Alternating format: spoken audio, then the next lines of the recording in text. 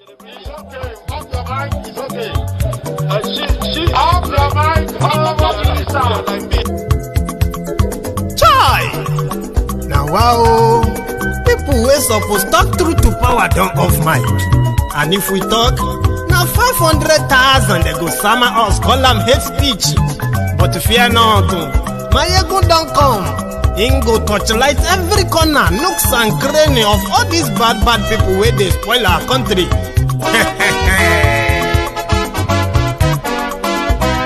So my people make we loud, oh yo yo. Maiyegun don't come, oh yo yo. My people make we shout, oh yo yo. Maiyegun don't come, oh yo yo. Maiyegun don't come, man of the masses, oh yo yo. Maiyegun don't come, oh yo yo. Maiyegun diary Politico, oh yo yo. Maiyegun don't come, oh yo yo. This one not the off in mind, oh yo yo. Maiyegun don't come, oh yo yo. Can in the touchlight every corner, oh yo yo. Maiyegun don't come, oh yo yo. Okay, some people be they holla say they want the power. Chai, them be promise us say we go get light and power. Nah. Them hustle sote they can't get the power. But now they know they do anything with the power. Sure. Every day, dollar just they get the higher power over naira. Still them talk say make we off mind. But thank God say Maiyegun don't come. So my people make you loud, oh yo yo. Maiyegun don't come, oh yo yo. My people make we shout, oh yo yo. Maiyegun don't come, oh yo yo. Maiyegun don't come, man of the masses, oh yo yo. Maiyegun don't come, oh yo yo. Maiyegun diary Politico, oh yo yo. Maiyegun don't come, oh yo yo. This one not they off in mind, oh yo yo. Maiyegun don't come, oh yo yo. Person where they do evil, no one make person talk. Them say that Maiyegun, that man too they talk. He too they talk. Say Maiyegun diary, he they hot like pepper. But every day then they take money in bulk. Woman picking they the street they hawk. Still them talk say make we no talk. But thank God say Maiyegun don't come. So my people make you loud, oh yo yo. Maiyegun don't come, oh yo yo. My people make you shout, oh yo yo. Maiyegun don't come, oh yo yo. Maiyegun don't come, man of the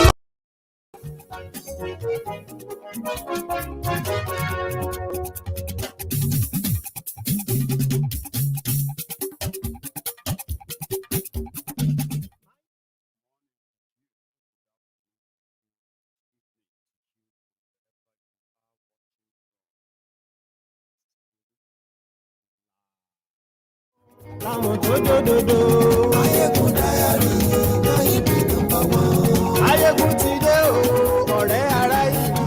Maiyegun diary, Maiyegun number one. Lórí Facebook, lórí YouTube. Maiyegun diary, Maiyegun number one. Gbogbo bó ṣe ń lọ ni Maiyegun já wa sí. Maiyegun diary, Maiyegun number one. Àṣírí ọ̀jẹ̀lú kì í bò níbẹ̀ o. Maiyegun diary. Share the broadcast, invite your friends, invite your not so friendly friends. Most importantly, you can invite the Lagos Abobakus, the Buhari Pro Max. Where call you? Invite them. Politico. Godfatherism. Kò sí lọ́rọ̀ Maiyegun. Maiyegun diary. Ẹ farabalẹ̀ sẹ́ o kẹ́gbọ́rọ̀ lẹ́nu. Maiyegun diary. Àní Maiyegun làwa mọ̀ tó dòdòdò. Maiyegun diary.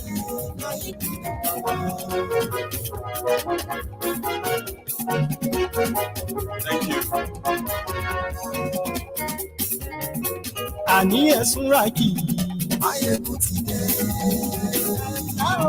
Maiyegun ti dé. Ọ̀jẹ̀lú ẹ̀sùn ràkì.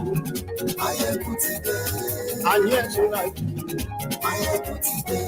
Lórí Facebook. Maiyegun ti dé. Àní ẹ̀sùn ràkì. Maiyegun ti dé. Lórí YouTube. Maiyegun ti dé. Àní ẹ̀sùn ràkì. Maiyegun ti dé. Ọba bá gbé wúrẹ́. Maiyegun máa bí. Àní ẹ̀sùn ràkì. Maiyegun ti dé. Thank you very much. Again, good afternoon to you, good morning to you, good evening to you from wherever you are watching from. And yeah, this is Maiyegun and live. So it's been a kind of a bit of a break, especially because of my daughter's Thanksgiving in Glasgow 2 days ago. So where I would probably prefer to start from by thanking everyone who supported us. People who traveled down, people who came and, and those who couldn't come but sent their own regards, including those who gifted us a lot of things. I have so many names to thank, but I'm just going to say, if you are watching me right now, I want to say a big thank you to every one of you who have supported us. Leila Yewande Moreni KG Badero, my daughter, is now a member of the community, where you can say, well, when you see me next time, you can always ask. But there are some certain people that kind of have to say, hey, thank you to you. You see, I got a special, message from the Yoruba UK Central. They wrote a very beautiful letter to my family, and they also gifted Leila our first, deposit, bank deposit. So they sent us money, and we are so grateful for your kind gesture, Mrs. Olaoye. Oh, I mean, I had so many wonderful people who came around, but you see, Mrs. Olaoye, who had to travel down from London, she was a special kind of a guest who made a kind of a special, everlasting impression, not just on myself, but my entire family, including my own friends around as well. So we are grateful to you, Ma. She delivered the message of the Yorubas in the UK, the message from the Yoruba UK Central. So, and I've spoken to where's that my letter again? Yeah, I've spoken with the secretary, the trustee. That will be the what do you call it? Dr. Isaac. Okay, I spoke with him earlier today as well, just to show our gratitude for the kind gesture as well. So, to everyone who supported us, to those of us who also reacted on social media, thank you to every one of you. Prince Jejeman, who also traveled down from London, was with us for 2 straight days. And the prince. I thought I'm taking picture. I don't know if video is rolling. Yes, so this is Prince Jejeman, live from Glasgow. Yes, it's happening here. This is Maiyegun General. Today he's having his party. What is it called? Yes, Thanksgiving party for the newborn baby Rella. Lera Badero. So we are here today to come and grace the occasion. I'm all the way from London to Glasgow because Maiyegun is a special person to us. He has been a friend of Oduduwa Nation and Biafra Nation. He has been a friend of those, how would I call them? Yeah, the voiceless. And he has been a voice for those who cannot speak for themselves. And he stands with the truth. That's why I have a song that says, Maiyegun na number one. Maiyegun na number one. Oh. Every other numbers na crumbling. Maiyegun na number one. Every other number na dangling number. Maiyegun na number one. If you want to know the truth, MaiyegunDiary, what you say? If you want the cocoa story, MaiyegunDiary. Maiyegun, man of the people. Maiyegun no get it. I will stand there with the people. Presido Barusi o, àní ẹ̀sọ́ra Prince Jejema. Thank you so much to all of you that are too numerous to mention. My family remain so eternally grateful to all of you. My brother, Legal, I know you are watching. And if you're not, you're probably going to see this later as well. My friends, my real blooders, I call them blooders in Glasgow, Legalized Legal, Banshaw, Ayome, Amozo, SOJ, and many of you too numerous, like I said, to mention Romeo, all my people from Edinburgh, Lady Sophie Faye, Lady Sophie of the House of Faye, Edinburgh. Thank you so much. Thank you. And thank you from all of us. We are so grateful. Now let's get down to business. Again, if you are just joining and you are just signing up, again, I want to say a big thank you to you, Crown Swift. Did I get that right? Crown Swift, you prefer me to say that? You're a star, sir. Thank you. And then prayer docent. From my heart, thank you. And I love you all. Seriously. I have never really been shown. I am somebody who gives a lot. And it happens that I have never, ever really expected anything from anybody. Like, until I met so many of you, my friends, in the Temple of Truth. Wonderful people all over the world. So concerning, so loving, so supporting, so embracing. And you make this look so kind of rewarding. Now people call and say, oh, Maiyegun, sorry, you know all that. So all of these are so huge for my family because we have been so accustomed to giving and giving and giving, never to expect anything back. But on MaiyegunsDiary Politico, I have been shown, a rare kind of support and love, something that is so unique and surprising. I have to say thank you. Just thank you. And most what everybody wants is that Maiyegun just continue what you are doing. As long as you continue doing what you are doing, you will always have people behind you. And I believe that. So thank you so much from me to you. And then we will get there. We have a community on MaiyegunsDiary Politico where, yes, we have a platform where we can agree to disagree and then accommodating enough that we tend not to even identify ourselves from where we come from. Something so unique online and offline too. And that is massive, so precious. And I have to say that we built something. And wherever you are right now watching me, whatever connection you have to this platform, whatever kind of a connection that you, in your own art of art, connects you to MaiyegunsDiary Politico, trust me, it is worth it. It is real. I have experienced it.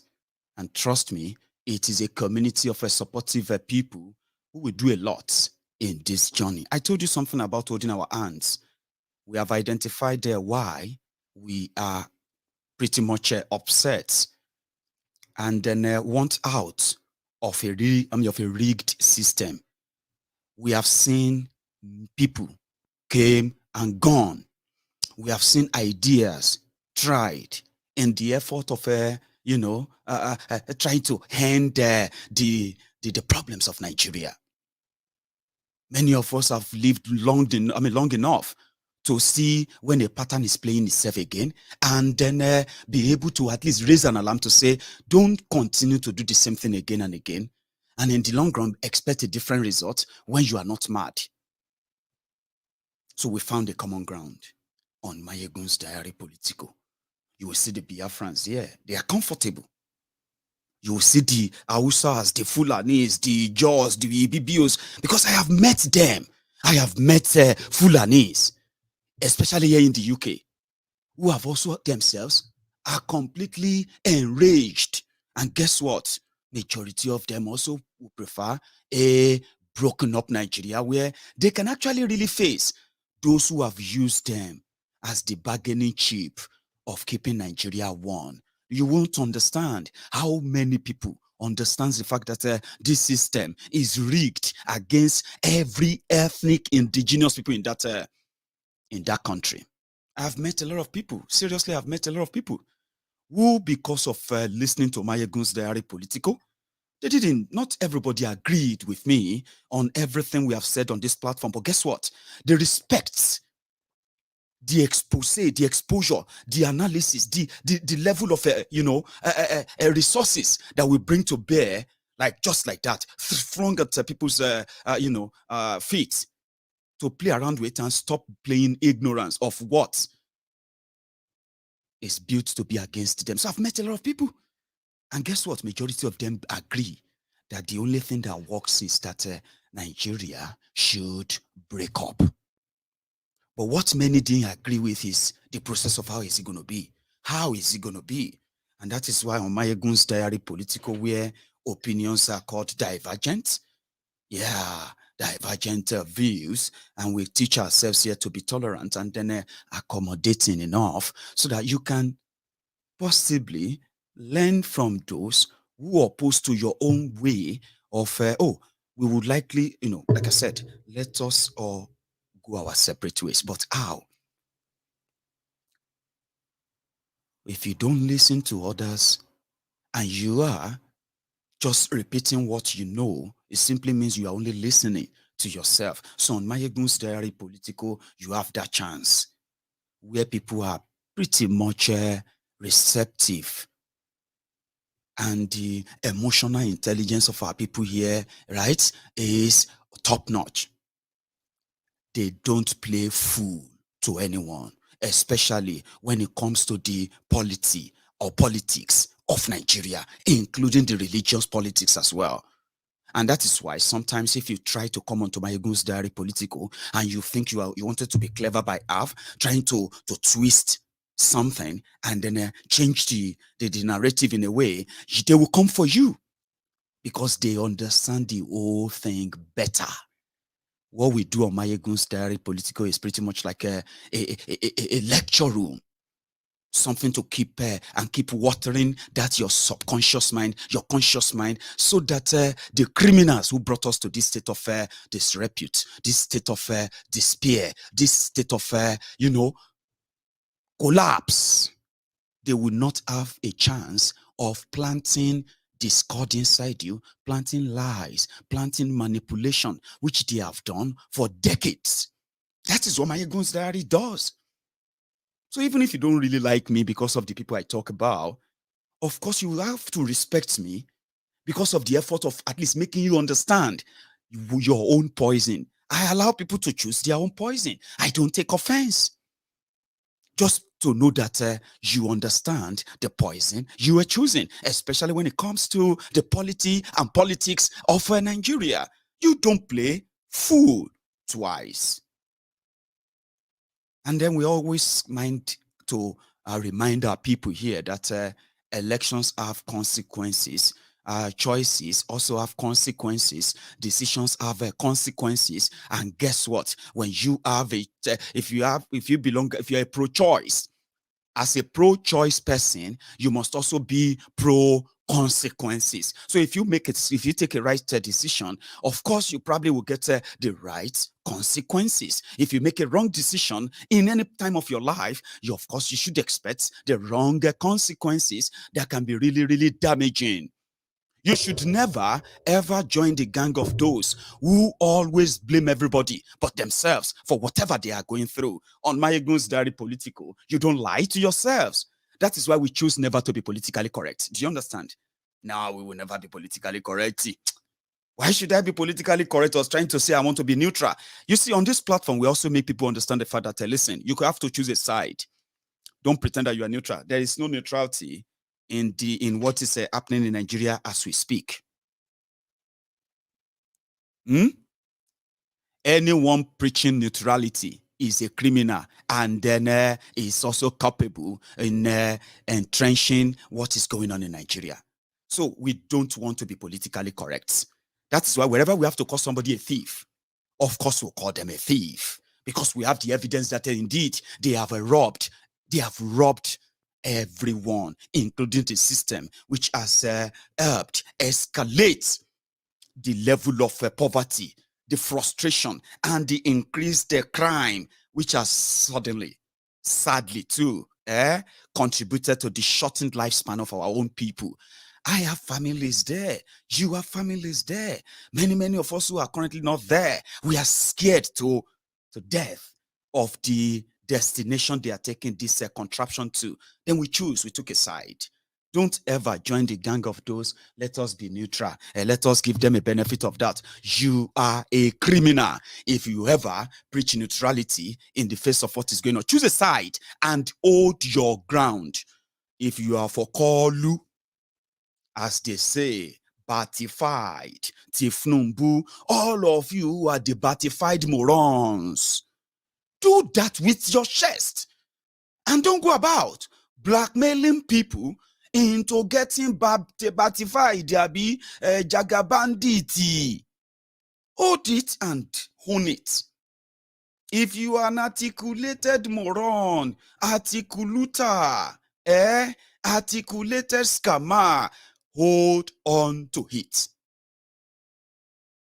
If you are for Biafra, beat your chest and stand your ground.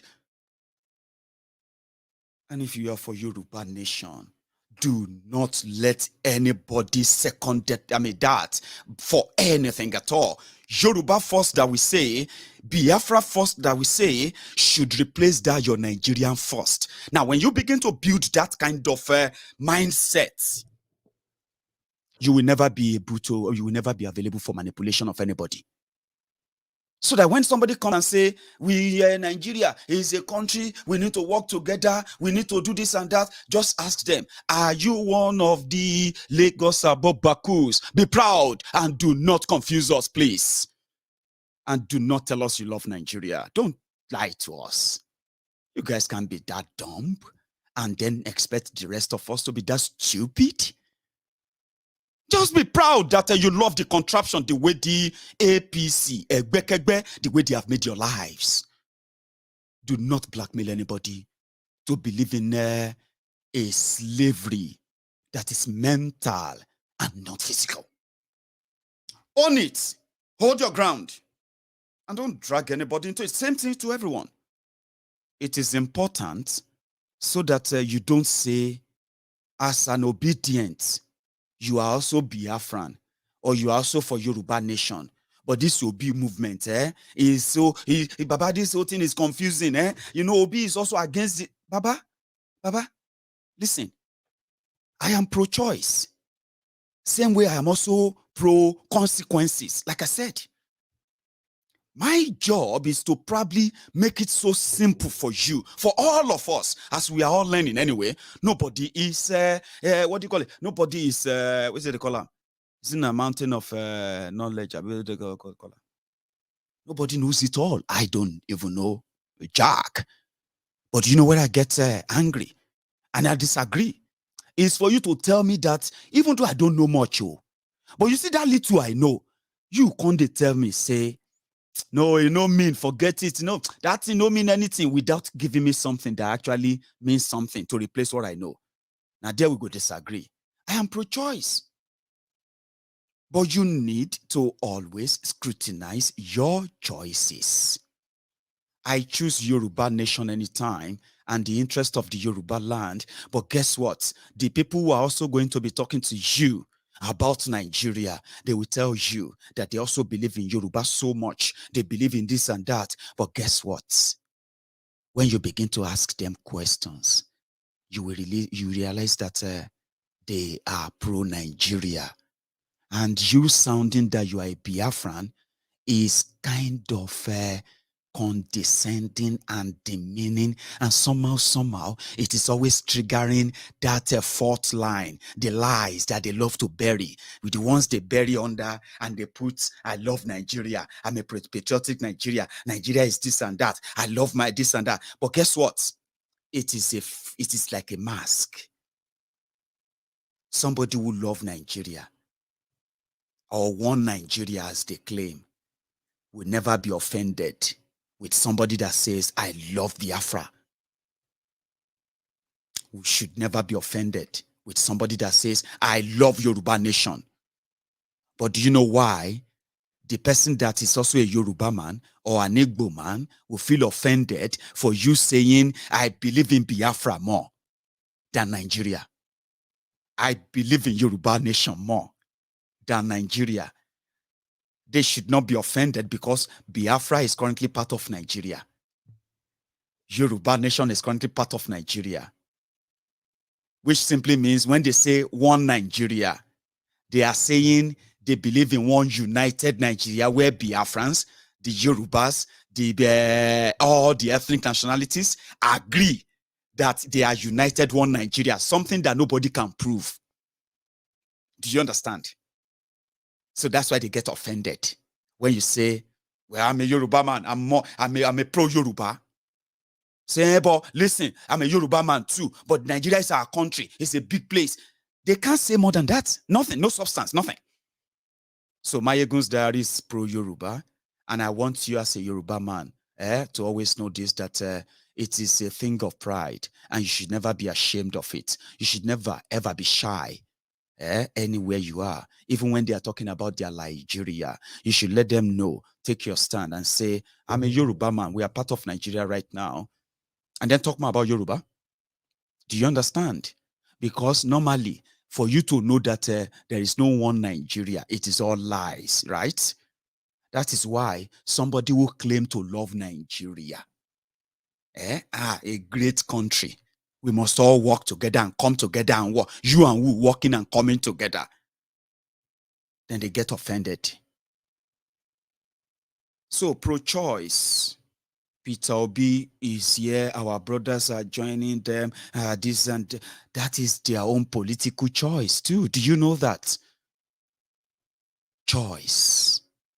But you, who understands the concept of choice and the consequences of your own choices, then it is now your own option to say, do I want to really waste my time in trying to help crush a system that has divided us so much that people are scared to even come together and discuss the differences of Nigerians, including political, religious, and every other difference that they have, to discuss them, start a new course, reach an agreement, a resolution that is a nationwide, before everybody can now say we are one Nigeria. Why are they afraid of having that conversation? Because Nigeria is never one. Everything is abracadabra. The more you look, the less you know. Abracadabra. So it's you knowing all of that.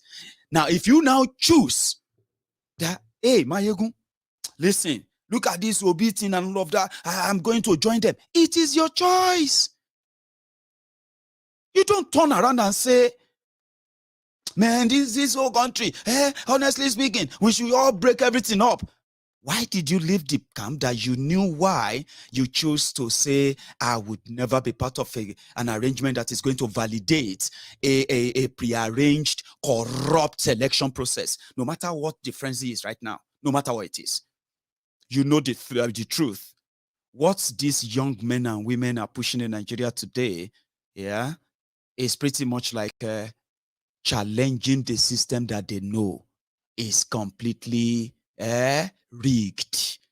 But do they have all the information? The answer is no.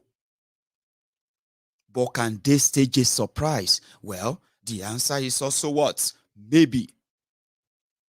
Or should you be part of them or should you not be part of them? Now, that is your own choice to make.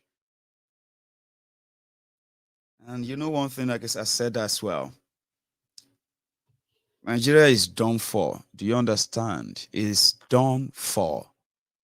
The rogues that brought us to this stage, they have their followers too. They have those that are working like round the clock to manipulate the young, the old, to buy you off. But listen to this. If you choose Biafra, if you choose Yoruba nation, it is an ideology that nothing else should replace if you are genuine. I will explain. The reasons why myself as a Yoruba man would never lie to myself or deceive myself that the rogues parading themselves as political players and political actors in Yoruba land, which is the southwest Nigeria, they are Yorubas, 100% Yorubas in this their demonstration of craze for 23 years, ladies and gentlemen.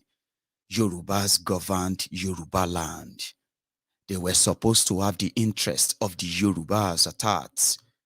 They were supposed to be pro-Yoruba. They were supposed to be interested in the safety and the progress of the Yoruba people, the development of the Yoruba land. You know, things that have to do with Yoruba people in a project Nigeria. Same thing. Every individual that represented the people of Igbo land in the last 23 years, they have been 100% Igbos. But like the Yorubas, for 23 years, they chose to underdevelop their land. They chose to underdevelop our people. They chose to subdue and subject our people into the perpetuity of poverty, something that is man-made. For 23 years, there is no single one of them who has the interest of the Yoruba people at heart. None, anywhere, none. For 23 years, there's no single one of them who has the interest of the Igbo people at heart. Now, because of their failure, because of their collusion with the system that depraved our people, the good things of life, like education, the real weapon of liberation, so to say. Educated mind is a rich mind. Educated nation is a wealthy nation. Excuse me, for 23 years, these rogues who speak Igbos fluently, who were speaking Yorubas fluently, they had no interest of us. They had none of our interest at that. So I belong to the category that believe that if indeed you believe in Yoruba land and you believe in Yoruba people, nothing else can take that away from your heart. And guess what? There's nothing that will attract you to this system. Their election, their campaigns, their politics, their government, whatever, anything at all will never attract you to this system. So they failed us. It is through their own failure that has now pushed our people more into the camps of those who said we are done for. And if nothing is done ASAP, our people will pay a lot of supreme prices. Our people will die. Put it mildly that way. Until tomorrow.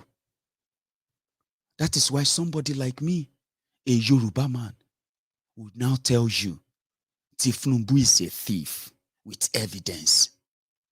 Those who contributed to this backwardness of Yoruba land, those who contributed to the underdevelopment of Yoruba land, those who contributed to the impoverishment of our people in Yoruba land, those who contributed to the economic ruin of our people in Yoruba land, those who exposed us in Yoruba land to the hands of invaders who are now untouchable because we are still part of Nigeria. Those who made us this vulnerable, they cannot blackmail us into giving them another validation because they have proved to you and me that they don't have anything to do with Yoruba land. But you are not paying attention. They can continue to lie to you about Nigeria in 7 years. That's why when people are talking about Tinubu's certificate, I'm like, why are you wasting your time? Why are you even debating his school certificate? Is it today? As so many of you, that's one thing I'm talking about history. Tinubu, you see all this Indomie generation, right? All these children that were given birth to from 1999 to now, most of them, right? We call them Indomie generation. They have no idea. They don't even know who Tinubu is. They are reading what their colleagues and mates are sharing. Some of them are product of the poverty that these guys have created. But look at this, right? Even if you know go school, okay? Even if you know go school, even if you know get sense, everyone, see, people get sense. So now it's just that not be everybody they use their senses, all right? So even if you know go school, you know get sense. Open your eyes. You are not blind, Abby. If they are lying to you, should you lie to yourselves? Education of Tinubu is even not the real thing for now. But I'm coming back to that. In 7 years, 7 years, look at this. They say your GDP per capita. Ignore that one, they put on for dollar. Ignore them. But what they are saying there is that it reduced, right, in 7 years. Nigeria debt in 2015 was 12 trillion. 12, now it's over 41.6 trillion. Inflation in 2015, that is the time that you have money, okay? But your money is worthless. You will be using the money. Okay, let's continue. See, 9.6% to single digit to double digit, 17.7%. Now, you see this inflation thing where they talk, I don't believe them, okay? Look at this. They said that a price of a gari or a price of a bread, 300 naira in 2015. How much is it today? A loaf of bread, 700 naira. Is that not more than a 150% increase? Is that not more than 100 something percent, 150%? So is that going to be 17% inflation? Anyway, economists, they know what they mean by that anyway. But look at that. If you want to buy a bag of a flour, it was 7,000 then, now 26,500 naira. Unemployment from 10.4% to 33.3%. Meanwhile, they say that over 60% of Nigerians are unemployed or underemployed. This is the life they created for them. The one that Tinubu is coming to whatever. Now, look at this. The price of diesel, 145 naira. Now is over 1,000 naira per liter diesel now. Your cooking gas, 3,000 naira per kg, now 10,000, Abi. Air ticket from 15,000 to 50,000. Bag of rice, 50 kg, A7 to what? To 32,000. This is the Nigeria that APC, Egbekegbe, have built for you. And guess what? Those who took this decision then, those who were running about with change. 2020, 2015, change. 2022, 2023, obedient. It's the same thing, all kind of, organic. But the difference between the obedient and this, and the change slaves back then was that Tinubu, the thieves, Atifku, Saraki, all the thieves in PDP, thieves in ACN, thieves in ANPP, thieves in ABGA, all thieves all over Nigeria, they congregated to rescue Nigeria, to give you change. Now, so then change all them lives. Poverty, poverty, they wear skirt and blouse in Nigeria now. You go see, I say, I know they see where, no be poverty they go so. Hello, ma, hello, sir. That's how terrible it has become. That is the country they've built for them. The one that they are still singing the praises of their oppressors. The sad thing is this. The rogues that gave you change, yeah, they are now those who are now coming to come and rescue you from the next devil they gave to you. So they said that, Tinubu, you want to be president. You have been governor before. Gani Faweyimi is dead. Unfortunately, Gani Faweyimi's children, they don't chop porridge. They said their birthright. I say, well, if you want to know how many people don't sell their birthright, with Tinubu's money, Lagos money, Baba, you go they dig. If you dig too much, you feel see one of your old uncle with it nice, your uncle, aunties, all of them. Tinubu money enter everywhere, or more, and everybody obey. They comply. But the only person who no obey or complied was Chief Gani Faweyimi. Chief Gani Faweyimi took on Tinubu when it was probing. It was going through the document submitted by Tinubu in 1999 when he wanted to be governor. No wonder that in 23 years, Lagos Agberos are now driving. They are now driving 2022 automobile. Some of them will soon begin to buy private jets now. Agbero came and he became the governor. One single person with brain to challenge the thief was Chief Gani Faweyimi. He was pleading, doing that. But it doesn't seem like there will be anyone that's going to take him up now. But again, this is not a make-up story. Tinubu said, he went to school. I did go to school. How can I not go to school and become an accountant for ExxonMobil? They said he works for ExxonMobil, right? How can I not, The thing is that Tinubu did go to school. So don't join them and believe that he no go school. He did go to school. But the story long. I will tell you part of the story. You see that Tinubu, where you dey hear so? The story behind it be say, now one old man will be police officer for Lagos. Where Tinubu, this where they be Bola Ahmed, come had Tinubu to ram. He was working and assisting this man, but before then, he was in Ibadan. But he was under a different name. But the first name is Atonda. Atonda Shangodele Abina Shangolere. Help me. You know what came to my mind? I'll tell you the story, don't worry. Something came to my mind, I just want to smile. Like, I've missed MaiyegunsDiary, Politico, and all of us here. So tell me, is it Atoda Shangolere Abi Atoda Shangolere? Oh yeah, let's communicate. Help me. I will not allow you to. Help me. If they carry me, they go where I don't know. Help me. You get that? Anyway, the long story is this. He is not originally from Tinubu's family in Lagos. His story is that he is originally from Iragbiji in what is today's Osun State.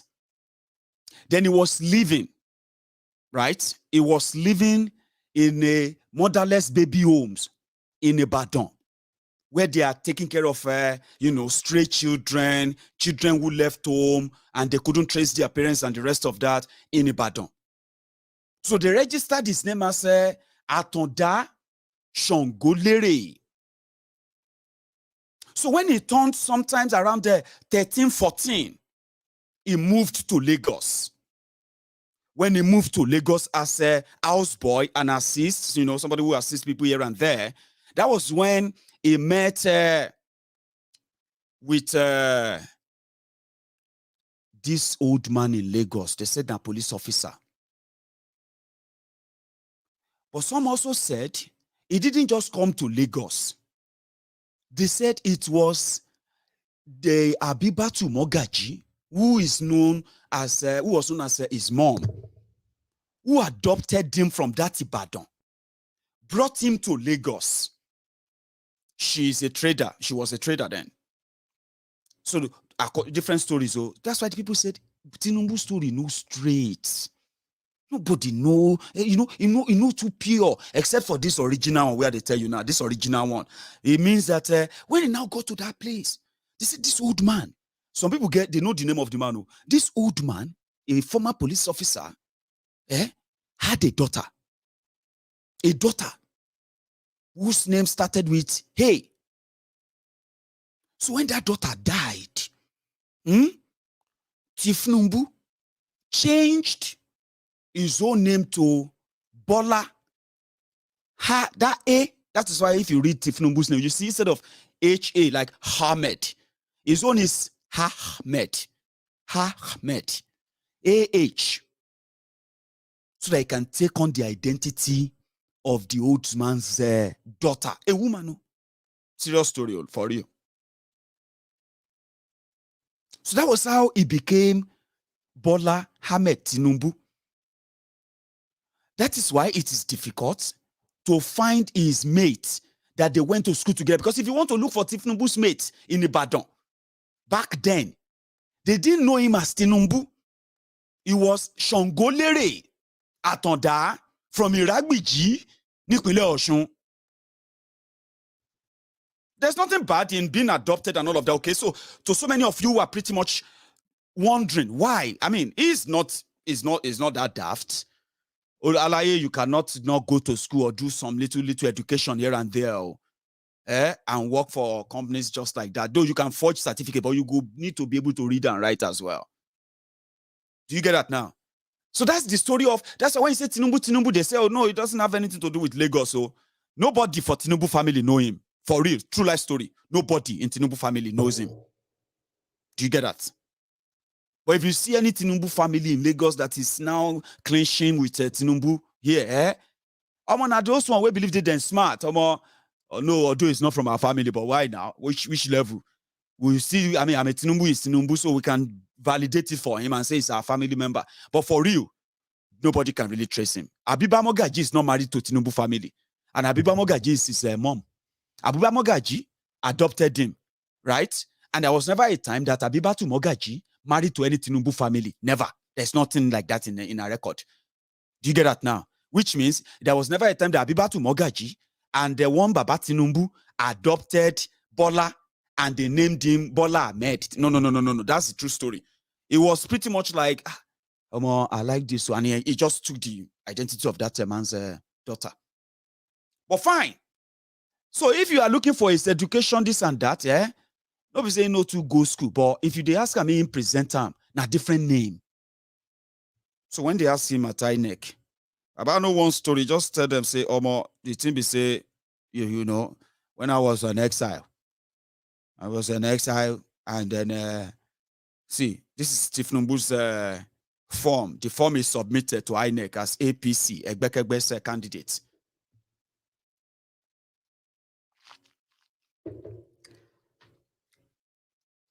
You get that now? So, this is affidavit. Tinubu, tell us where them born you, which year them born you, which school you go to, how it be, what can we do to know our next president, so that it will not be Buhari Pro Max. At least we better we will know person we want lead us now be. At least all of us we see there, we say we no go agree. We no want be part of Nigeria and the rest of that, yeah. At least we still gonna see Buhari or see Buhari. He is your president today, hunting everybody down, won't kill everybody here and there, be. So this is another call you want to bring. Want to say he's a Yoruba man. We know him very well. The most dubious character to ever lead anywhere It's Tinubu and his own agent everywhere. They know what I'm saying. And he attracts them so much because he's their Lord and Savior too. When you see somebody will be the Lord of the underworld, Baba, which school you go? Education. The person that is coming to come and reverse back the failure of Buhari.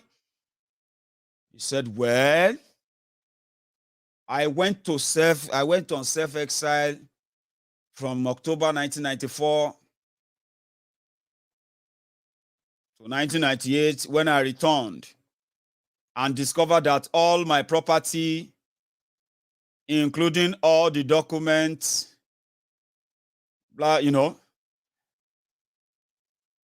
for his own, my qualification, my certificates in respect of paragraph 3 have what? They have been stolen by unknown people. Oh, mo baba, eleyi deep. Abba, they say where is qualification. You say unknown gunmen. Oh, more unknown gunmen have been existing since when? Since 1998. This is what he told Ganefawa Imi as well, right? And they were about to, he performed perjury. You get that now? He lied. He wrote nonsense in his qualification. They started questioning it. Right? He said, oh, it was Afiku Yomi. It was Afiku Yomi who filled the form for me. It was Afiku Yomi who lied that I went to Chicago State University or University of Chicago or University of Toronto. Baba, calm down now. Now, Baba don't want to do any mistake again. Like another Ganefawa Emi will just come and say, hey, he's a liar. He's a liar. They no catch out 20 years ago. He managed to escape, do out of court settlement. Oh. The way they want lead now. Oh yeah, grab him. Grab him. You know even well not, but not to shake him. No die for your hand. Oh. Now call you. He quickly just put question mark and say, I don't get anything. They don't steal all the document, Baba. You feel you are a big part. What do they call her? You are a public personality, presidential personality, the Godfather. That school, they will bring the school out and say, oh yeah, print another form for him. All the document that have gathered their dust on their shelves in different schools, they will open everything. They will bring your document out. They will print you another one. So all of you should forget about education and the rest of that. You know that in no day. If you dig too much, now another person go be your presidential candidate. Oh. You go have to change name. Oh. Instead of saying you are batified, God knows what you go going to do, what you have to tag yourself. Oh. Waiting go be atonda shongolere for president.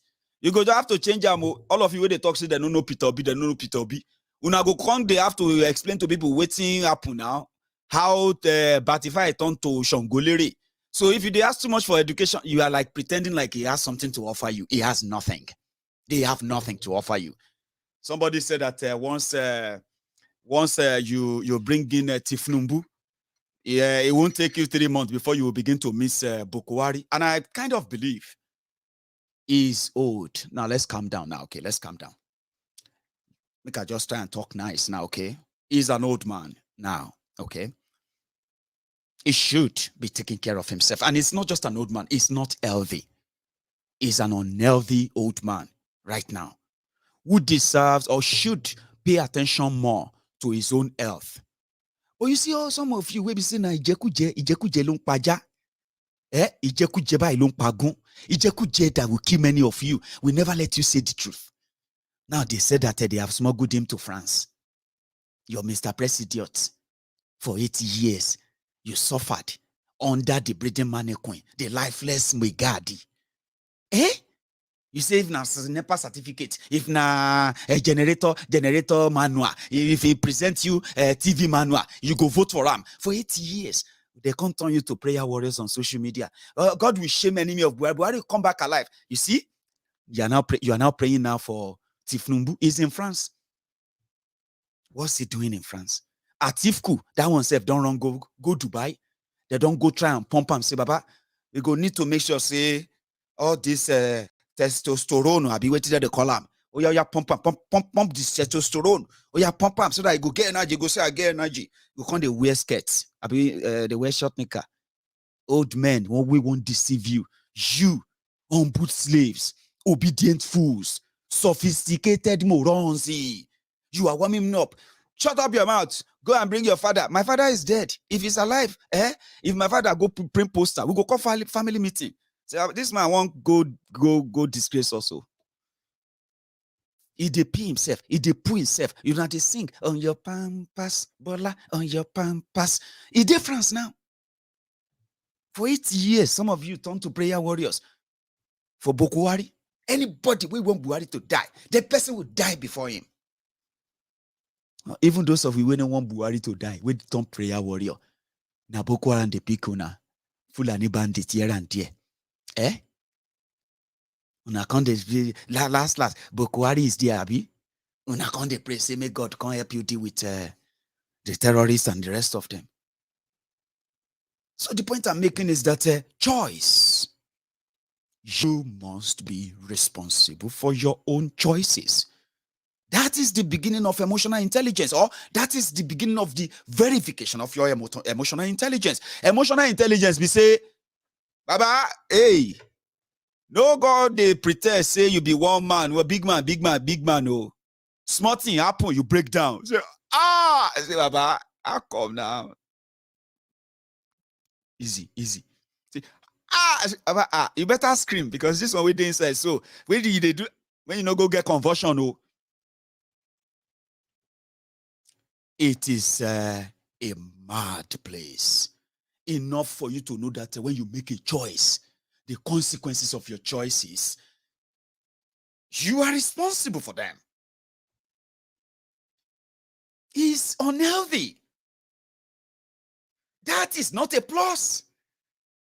Let me tell you the disadvantage of that, right? Maybe you are not thinking. It puts all of you in the vulnerability at the whim and caprices of those you don't even know right now. Those that are going to milk is failing health. Even if Buhari no teach you anything, suffer no dey tire you. Choice. I am pro-choice. Yes, I am. Your presidential candidate is in France. From there, he's going to come to London to come and rest. Then they'll push them back. Hey,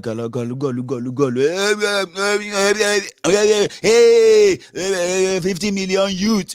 Hey, what are they going to eat? Agbado, cassava, and wheat. Hey. Then when the energy finish again, they smuggle them out again to go and recharge. If then they do you, now my old man, they talk that, you know. My old man will be like, see, come here. I was very stubborn too. I know the hear word when I did small. I know the hear word like stubborn. And when I say stubborn, you know that kind of stubborn that they will be like, I only pray if he make this one turn out good. This one belong to the street. You know, children, where you go see like this,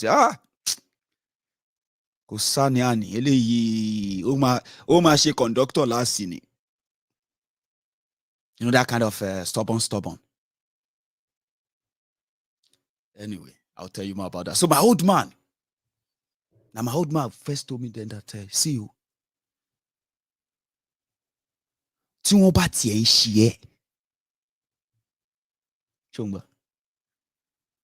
If they do you, is there no time at all that you can sit down and be like, I know well. I know well. And my old man, he was a very dramatic person too, like me, but very strict. It took me time to understand him, right? Come here. Even if they are doing you, Shola, you cannot use that I don't know the English of worm. That worm with the inside, you know, those worm where they chop food, they chop intestine and all of that. Anyway, can you not call them to a meeting and say, all of you come here, what is wrong with me? It's time for me to change. That's what I'm saying to you right now. Is there no time that you can just be like, I'll be like, you know they tire you. You go turn to prayer warrior. You go on to pray for enemy. You go to, when other people are working towards how to better their life, how to get their lives together, how to get back on the track, and they are working with a system that allows and will let them do that. You are going to spend 8 years. You will just waste your life. Yes. You end up in McDonald's. You will waste your lives. 8 years. You should be thinking. Yes, you should. In 2015, I was 31 years old. In 2022, I am 38 years old. You will end up in McDonald's. If you have a chance, this is the future there for you. Now, the people who brought you to this stage, they are in their license. You they carry cloth, you they carry shoulder, you they collect panseti. You will pray another 8 years of your life. You will be praying. The enemy of Tinubu, now them go die. Our President Tinubu will do us better. God will make him do the same way. The Mumus are praying. The Buhari Dins, the Buhari Diderins, the Buhari Denotus, the Buhari Dijatus, the Buhari Shukus, the Ungozi Haris, the Uneka Haris, the obedient fools, the sophisticated morons, the humble slaves, including their aunties and uncles abroad. I'm talking about the Mumu Madus, the Bele lecturers, and the Mumu lecturers, including all the clans of the Buhari idiots, the cyberbarians, social media bandits, Facebook adsmen. They were praying for Buhari. Enemy of Buhari will fail. Baba, electricity national grid, they collapse. They are praying for enemy of Buhari to fail. Boko Harams are kidnapping them, ransacking everywhere. They are praying for Buhari's enemies to fail, to die. You want to do that for another 8 years, Abi? But yen de fiaronu yin maro lẹ́ẹ̀kọ̀ọ̀kan.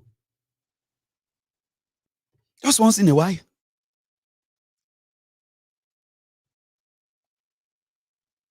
Once in a while.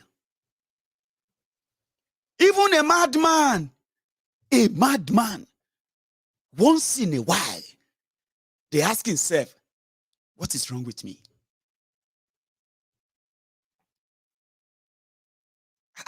What is wrong with me? Yes, I have heard a madman ask, what is going on? I say, Baba, you don't mad, you don't take. We know you for here, labo. Me. Abi were ni. No, awako. Kishawa. Eyin were yi. Once in a while. So whatever they are doing to you, you can't make your choice and then turn around and blame somebody else for the consequences. That's what I do here anyway. I just want you to know that there are consequences for every action. When you make your choice, always be prepared for the consequences of same. And do not confuse them with what really matters. I am a Yoruba man. I am trapped in Nigeria, the contraption Nigeria today. It is not by my choice. I'm not even allowed to talk about the fact of my choice because it's been criminalized for the sake of a one Nigeria. That is not right. It's not right. And that's why I took a position, and I encourage you to take the same. And it's always by choice too. So when you choose something, believe in it, stand by it, defend it, even if it's so stupid to hear, something like doing something again and again and then expecting a different result. That's it's a no for me. And when I find people of like minds, I love being so expressive. Yeah, I do.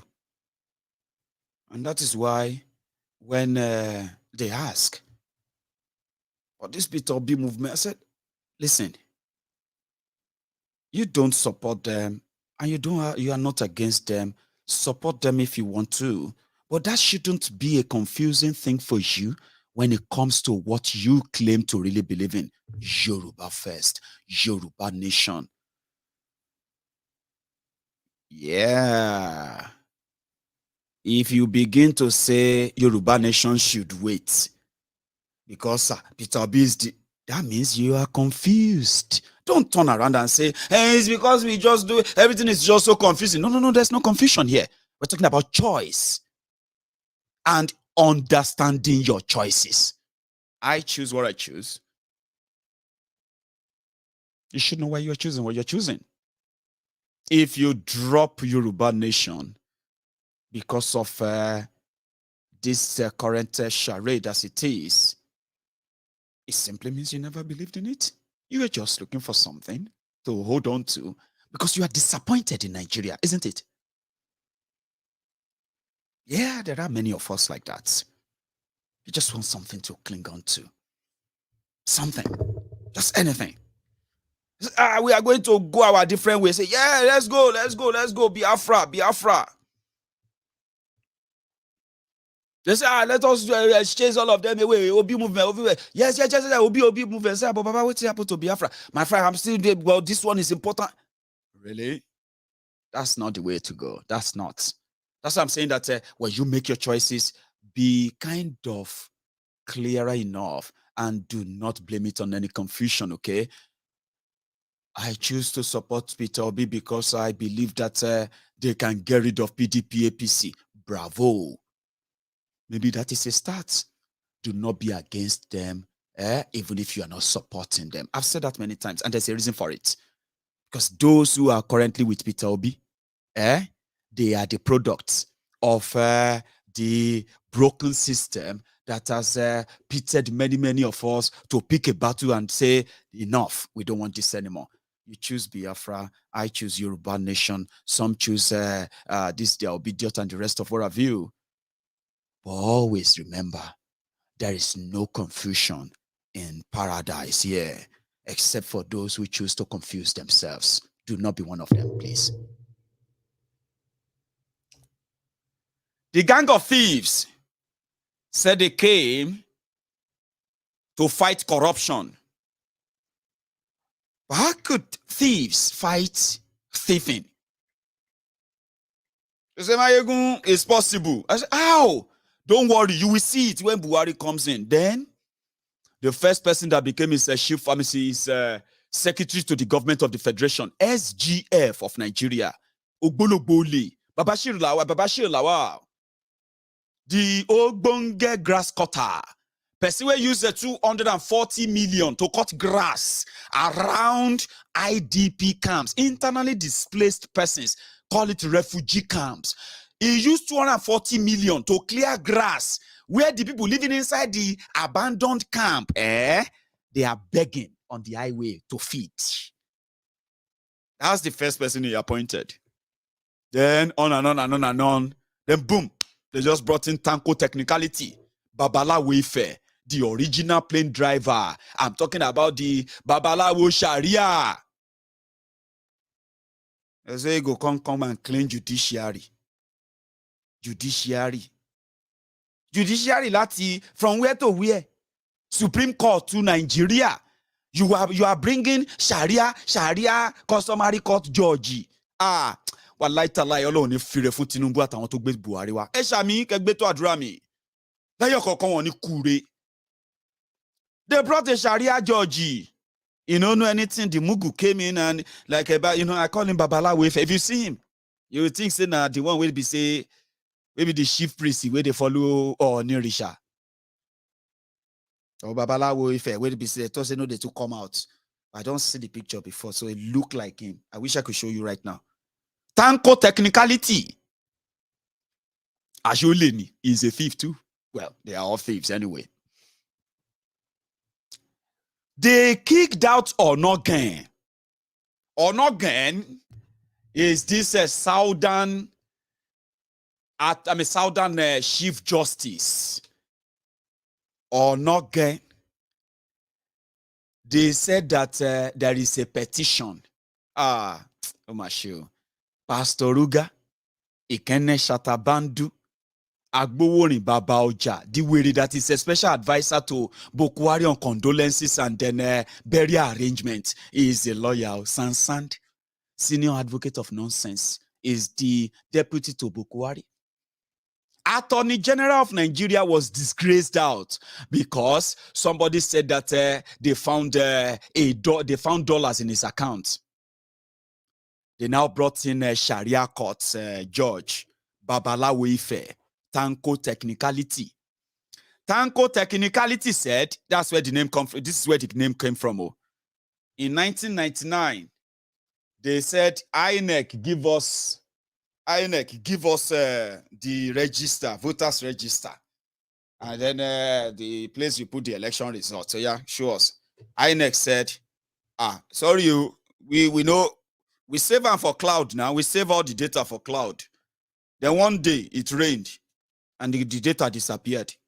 That is a technical problem. I say, yes, my lord, technical. So you mean all of the votes at Ifko, Buhari, everybody we voted for them, all the votes, you store them in the cloud? Yes, sir. Yes, sir, my lord. Yes, my lord. And then one day it rained heavily. Yes, my lord.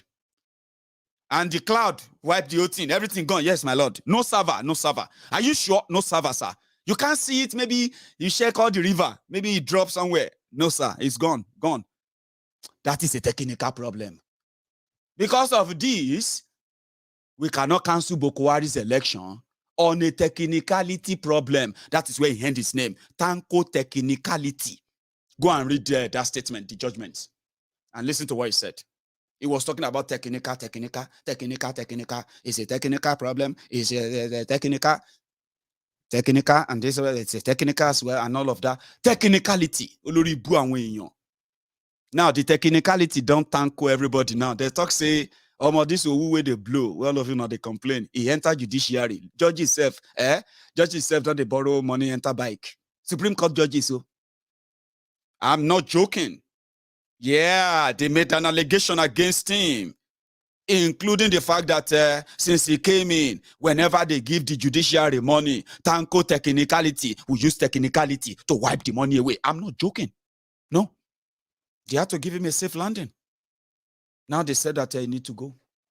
We are going to resign because he is from the Arewa Sharia North. They disgraced you from the southern Nigeria in their power play. Come on, why do you want to be involved in that? And none of that. They told him to go and resign. His own two sons, they've bought the APC, Egbekegbe's party candidate ticket. As you are watching this video, they were giving people cars. I'm talking about expensive automobiles. Children of a Sharia court judge who became the Chief Justice of Nigeria. Oh dear. Now they told him to go and sin no more. The news of thieves. They fight Boko Haram. Una know they use sense. Do you really think they are fighting? Are you paying attention? They are spending. Let me tell you something. In 2015, the budget of Nigeria for defense was somewhere around 1.4, 1.5 trillion. Now, Boko Haram, Boko Haram, kill Boko Haram. APC, Egbeke.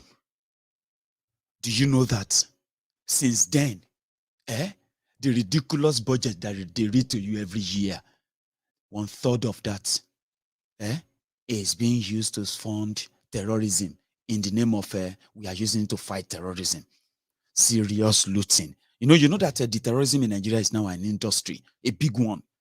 And the generals who are supposed to be the commanders for this whole thing, theater of war, blah, blah, blah, blah, babana business. Oh, it is so bad that these criminals in the middle, they are so rich.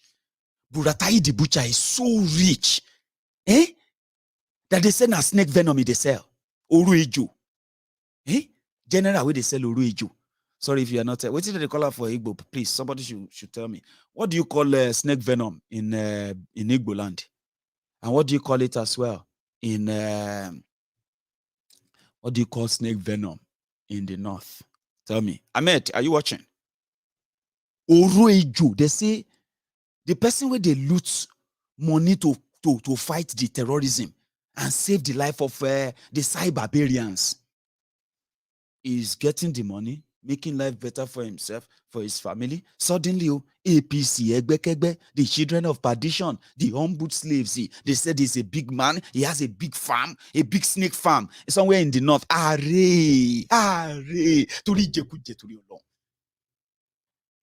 Eluagu. Imagine that. They say, Buratayi the butcher, they sell Eluagu. Wait, I don't miss some. Yeah. Say, Buratayi the butcher, they sell Eluagu. And from there, he made money. General, we get Eluagu farm. Eluagu. This guy bought 2 properties for his own wives in Dubai. General. Now, we are reading that, you know what? They have found him money. They have found some money in his house. They have found this money where they supposed to fight terrorism. They don't take and buy life for themselves. A lot of it. Why they watch their own people slaughtered by these murderous terrorists? Hello. I can mention Eluagu is called. Eluagu. Snake venom farm. Which kind of job is that? Which kind of level now? Which level? They sell them like, they pay in cash. They say ICPC found over $75,000 in his house, over 58,000 pounds, and so many other forex in his house. They fight terrorism. They entered. You know, it is just a lose-lose situation for so many of you who don't understand the gang up by this whole establishment against you. Only if you know. If you do, you're not going to say, you're gonna shut it down right away. Maiyegun, it's not easy, just to shut it down. Let's just go and do election and kick them out. Yes, I would love to see that.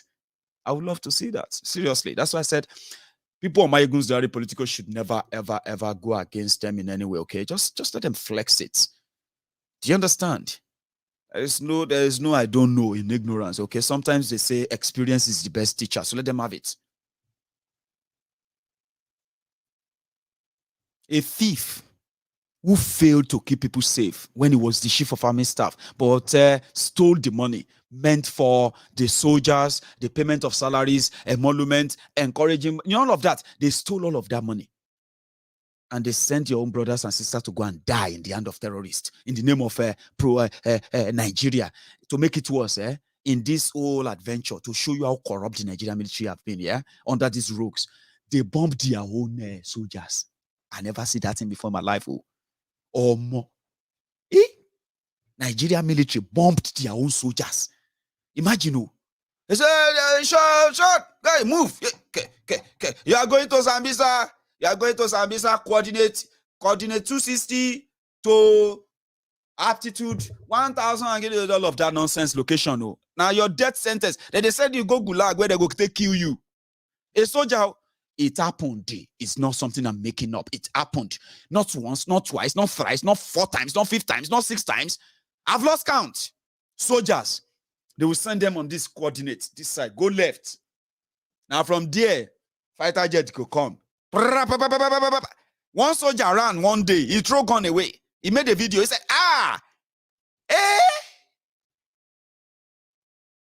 Air Force, you knew we are here. They sent us down. They sent us down here from nowhere, from the blue. So Air Force just came there.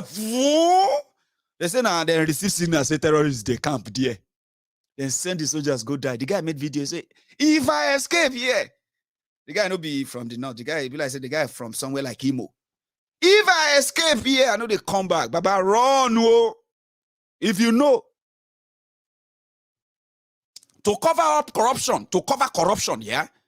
In this theater of this terrorism in Nigeria, to cover corruption, they were probing the then secretary to the government of federation, Babashir Lawal.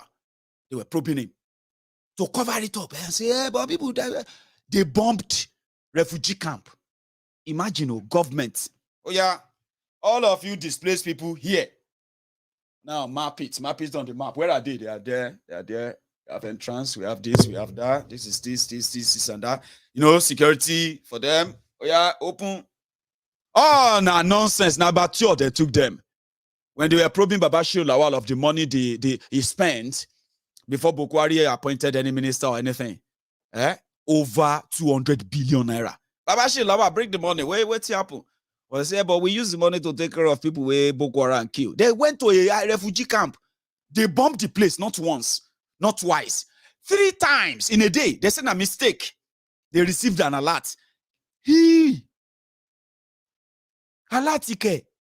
You people have seen them there. You know they are there. So if they say Boko Haram, they come there now to kill everybody, including including those who came there to help people. It's not a mistake. You made the mistake once, you made the mistake twice, you made the That is exactly what the whole thing about fighting terrorism has been all about. It is a business.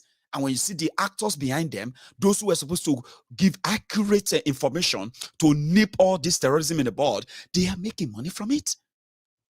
Do you get that? And when you begin to drag them, you will get all the money where they're supposed to pay all the soldiers where they push them. I never see things they happen in Nigeria. I have never seen anywhere where people they push ammo tank, ammo personnel carrier.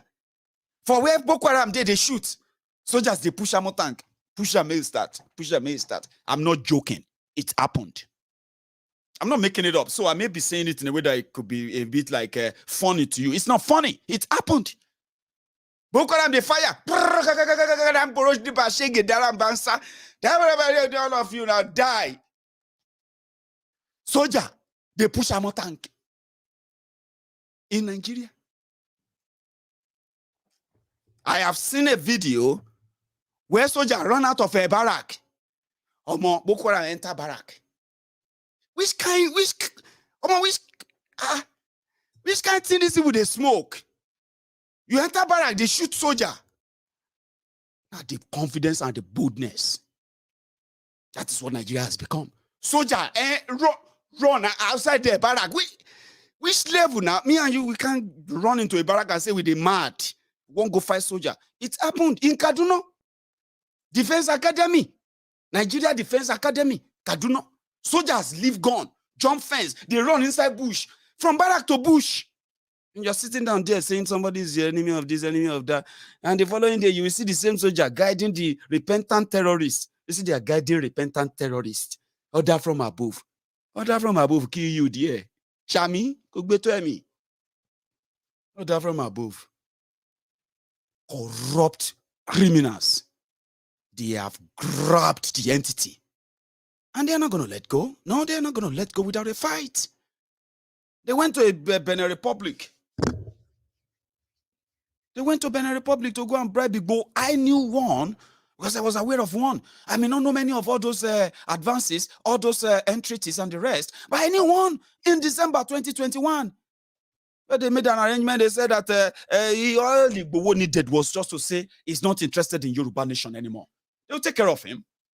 There was a plane waiting for him. Yeah, there was an aircraft waiting for him. They wanted to take him to Nigeria because there is a deal on the table. Listen, things they occur. Well, I say if you get the interest of the people at heart, Baba, it no supposed to add you. And you go say you don't get interest for her. You go say, you know, I try my best. There's nothing I could do. Baba, there's a lot you can do. They offer the Igbo money. They offer the Igbo what you could imagine. Just imagine it. A lot of it. They wanted to give him a grand welcome. Meanwhile, Igbo was like, Yahweh. Irudili wo le lo se pẹ̀lú àwọn lórí burúkú ìtorí Ọlọ́run ẹ mú mi wá bí kí wá jókòó tí àwọn wèrè yìí tó bá gbé mi dé àárín méjì ọ̀nà Nàìjíríà tó ní mo bá wọn jà tó jù mí lẹ̀ láti inú plane ńkọ́ àbí inú helicopter. I will explain. Yeah, they offered him a deal sometimes in December. Part of the deal of they will release him, and then when he rejected that deal, that was when the news broke. They said they have extended the Igbo's detention by 6 months, and we reacted. 6 months. They were telling him that, see, everything is sorted. All you have to do is that you are not asking for Nigeria to break or Yoruba nation. You just you only feel concerned for your people, and now you are not fighting for anything anymore. Helicopter day here. His lawyer was there. Other people were there, and they say, "May go concern." Igbo say, King Bogbori bui by to the law. Say lawyer you know by to the law. You sit down here with them, and you made a deal with them that I should go with them. What if they took me between Nigeria border and Benin border? They lower they fly the plane high. I mean the helicopter higher. They push me down. And breaking news: Igboho tried to escape from helicopter. That's why he died. What kind of thing is this? I said, no, we didn't think it that way. We didn't see because I will be following you too, sir. You will be following me. They will throw you and I, they will throw us from the helicopter. They will say we are trying to escape. They offered him money. Yes, I'm aware of that one. I am aware of this. I don't know others, but this particular one in December, I know about that one. So Igboho rejected it, man. So what is that your problem that you feel like it's not easy like that? It's not easy. Benny, better stop disguising. There are people who feel like genuinely people are suffering and they shouldn't. And the people that should be speaking up or fighting for them are the people who are telling them to keep short. Keep your mouth shut, Jari. If you are talking like that, you are not going to you are going to offend some people now. It's going to affect us politically. Wait till we get there. When we get there, we'll fix everything. Let us get there. It's going to be on the blood of the people. Because it's not in our own interest. It is not. It's never been. Now they said that Igboho is coming home. Some of them are now panicking. Yes, so make Akuku just tell you that one. No, it's true. Igboho is coming back. And Igboho is going to come in a very, very massive way. Lydia and Kotombo. You don't. Not many does. Our own Loye Sunday, who knows that he is not alone. He's never alone. And if you push, we will push.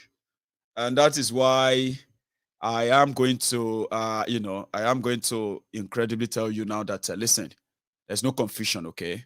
The Peter Obi movement is a very good thing, I have to say. Just the same way I explained to all of you then that Omoyele Sowore is our own brother here. He is completely against the system and he has proved himself over time. But he's never appealed to these young people enough to probably make it kind of a balance zone like that of Peter Obi. Whatever they do, remember it's their choices. You don't need to fight them. You don't need to enemize them or what have you. You know what I mean now? You just need to at least be like Maiyegun. Let them know that it looks so good on paper. It sounds so interesting when you talk about that. The optimism and the anger and the rage that is being directed at those who orchestrated them is nice. But the bottom line is this. The system always wins. Even when you think you've won. And if you don't understand what that means, maybe you should just remember that of 2015. A lot of people were so confident. Oh, man. A lot of people were so happy. A lot of people were so hopeful because they lied to them about Buhari. And every truth that they were told about Buhari were rebuffed, were ignored. Every truth about Nigeria that they were told were completely ignored. And guess what? It didn't even take them 4 years to know that this Nigeria is all messed up. There's nothing that is happening today that has never happened before. Some of you are just not so kind of, interested enough to know that it is not new. The optimism, enthusiasm, and the rest of that, it's going to be so much interesting. But the only difference is that this is being championed by a demography that has completely, let me put it this way, a demography that has shown enough anger towards the system and realize that this is their own last shot. A sort of an arrangement that doesn't involve all the known money bags, thieves, rogues that you can come across is pure enough, okay, for those who choose to go with them, right, to at least be respected. I'm saying this to all of us here now. It is not confusing. It doesn't take anything away from us. What it does is that it simply means that we should all stop waiting for them to act or do something. We too should start acting. And I mean, we should be out there too. And I've said this many times, and that's exactly what we are going to do. I am going to help ourselves here that we are not going to feel like they are in any way distracting us or they are in any way obstructing us. It's just for us to say we need to hop our games because the whole scenery right now is flooded with people who are indeed in disagreement with the system. So what are we doing to get them on our side enough that at least we can stage an upset before the main upset that they are pushing even come to light? I believe in that. And that's why I said that we are not going to just be talking anymore. We are going to be acting. I am back. Yes, I am back. And when I say I'm back, I mean, there's no more party. There's no more plan. Family engagement that would not make me complete this mission now. Yoruba Rescue Fund.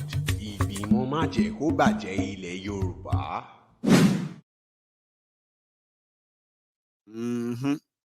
And listen to that again. Yoruba Rescue Fund. Ìgbìmọ̀ má jẹ́ kó bàjẹ́ ilẹ̀ Yorùbá. And we are coming. And when I say we are coming, I have also been in touch with so many other interesting Yoruba groups, especially here in the UK. I've also been in touch with some other interesting individuals who are Yorubas from across America. So now, this is me back. And when I say I'm back, it means that we have a lot of work to do now, a lot of it. It will start from my own end, and then I'm going to lead. And many of us are going to follow in this regard. When I say that, I mean, yeah, we have a bigger platform, a platform that can make a lot of difference if we can use this momentum. I was in touch with the Yoruba UK Center, the trustee secretary, which is the Honorable Dr. Isaac Okebi Olorunkosi. So I have this chat with him, which has to do with a planned Yoruba conference, which has to happen ASAP. And there are some prominent Yorubas that will be brought to brought to the UK. So we are planning to host something that will be more physical this time around. Okay, as a Yoruba man or a Yoruba woman here in the UK and your family and all that, you will be able to sign up and join a sort of a Yoruba conference where we are going to actually have to say this or discuss this face to face. There's a lot of work to do. There's a lot of work to be done. Oloye Sunday Igboho had a chat with me earlier. It was yesterday, in fact. So he confirmed that his own legal team have confirmed or acknowledged the deposited 5 million naira from us on this platform in our support for his own legal or defense team, or legal fee, so to say. We have chosen to take that up, and it is a 15 million naira, remember? So yeah, we have given them a $5 for now, and we're going to make it a $10 before we get to the 15 part of it at some point. Oloye expressed his gratitude repeatedly on the phone with me yesterday, and I said, if not because of what we have been, I've been so engaged over the weekend, he would have been here to say it himself, okay? But he will be here to say it himself soon. Also, another update I have for you is this.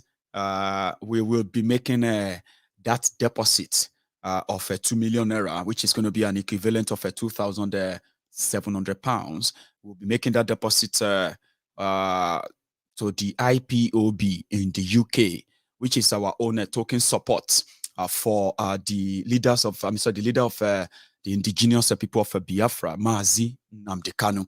So his legal team and every other thing. So IPOB UK will receive that fund once they make a contact on how is it going to be, but the fund is available as we speak. It was meant to be a 2 million naira fund, but they will deal with that themselves since they are in the UK. So I'll make that transfer in the next couple of days. Okay.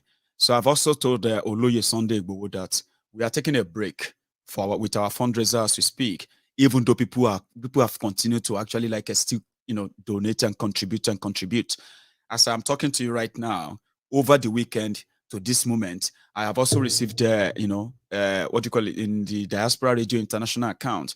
I have received over £300 from individuals who have chipped in their own contribution over the weekend. But again, I will give all the accounts at some point once we make, do with all these huge, payouts. Once I'm clear with them, before we make any other, commitments, we'll round up and check how much do we have left and how much have we spent so far. I'll give you that at some point, so that won't be a problem.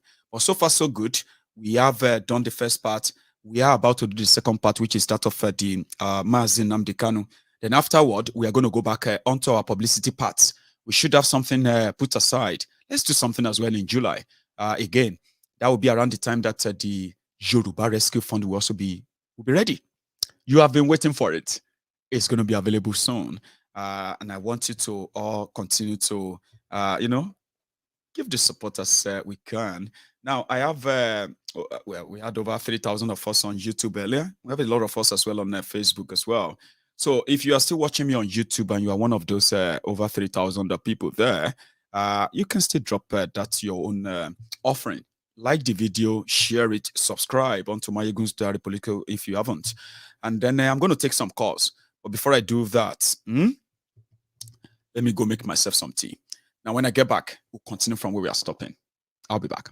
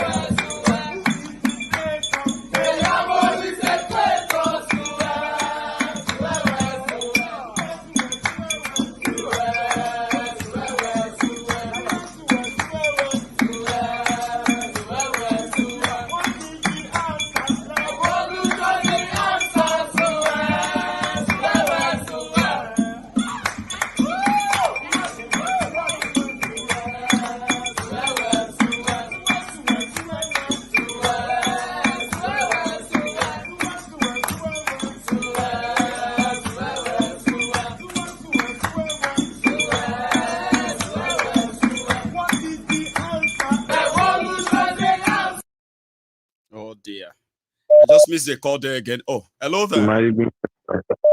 Hey. Hello, Maiyegun General. Ahmed, how are you, brother? Yeah, I'm good to agree to you, Maiyegun. Thank you, Baba.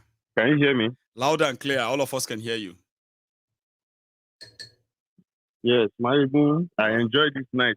I just did back. I just did laughing. Well, I laugh one thing. I missed you. I missed everyone. I wouldn't just want to present to them without bringing everybody back to that same mood you are always in your rooms and all of that, you know. Yeah, I tell you.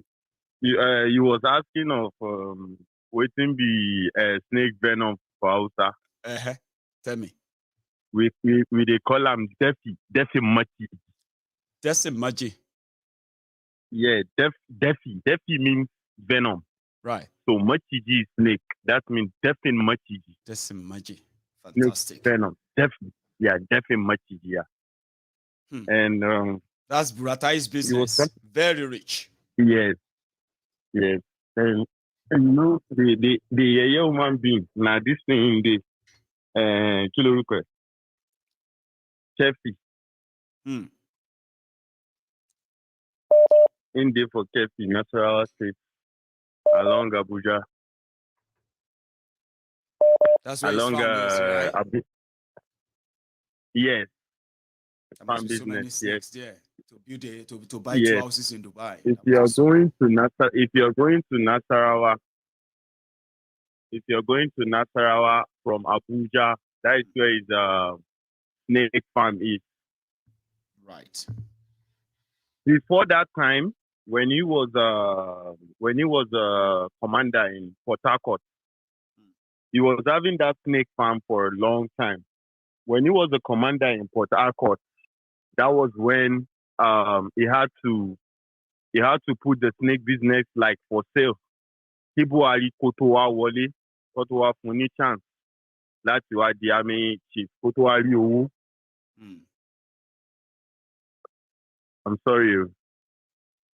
Hello, Maiyegun. Yeah, we can all hear you, Ahmed. Yeah.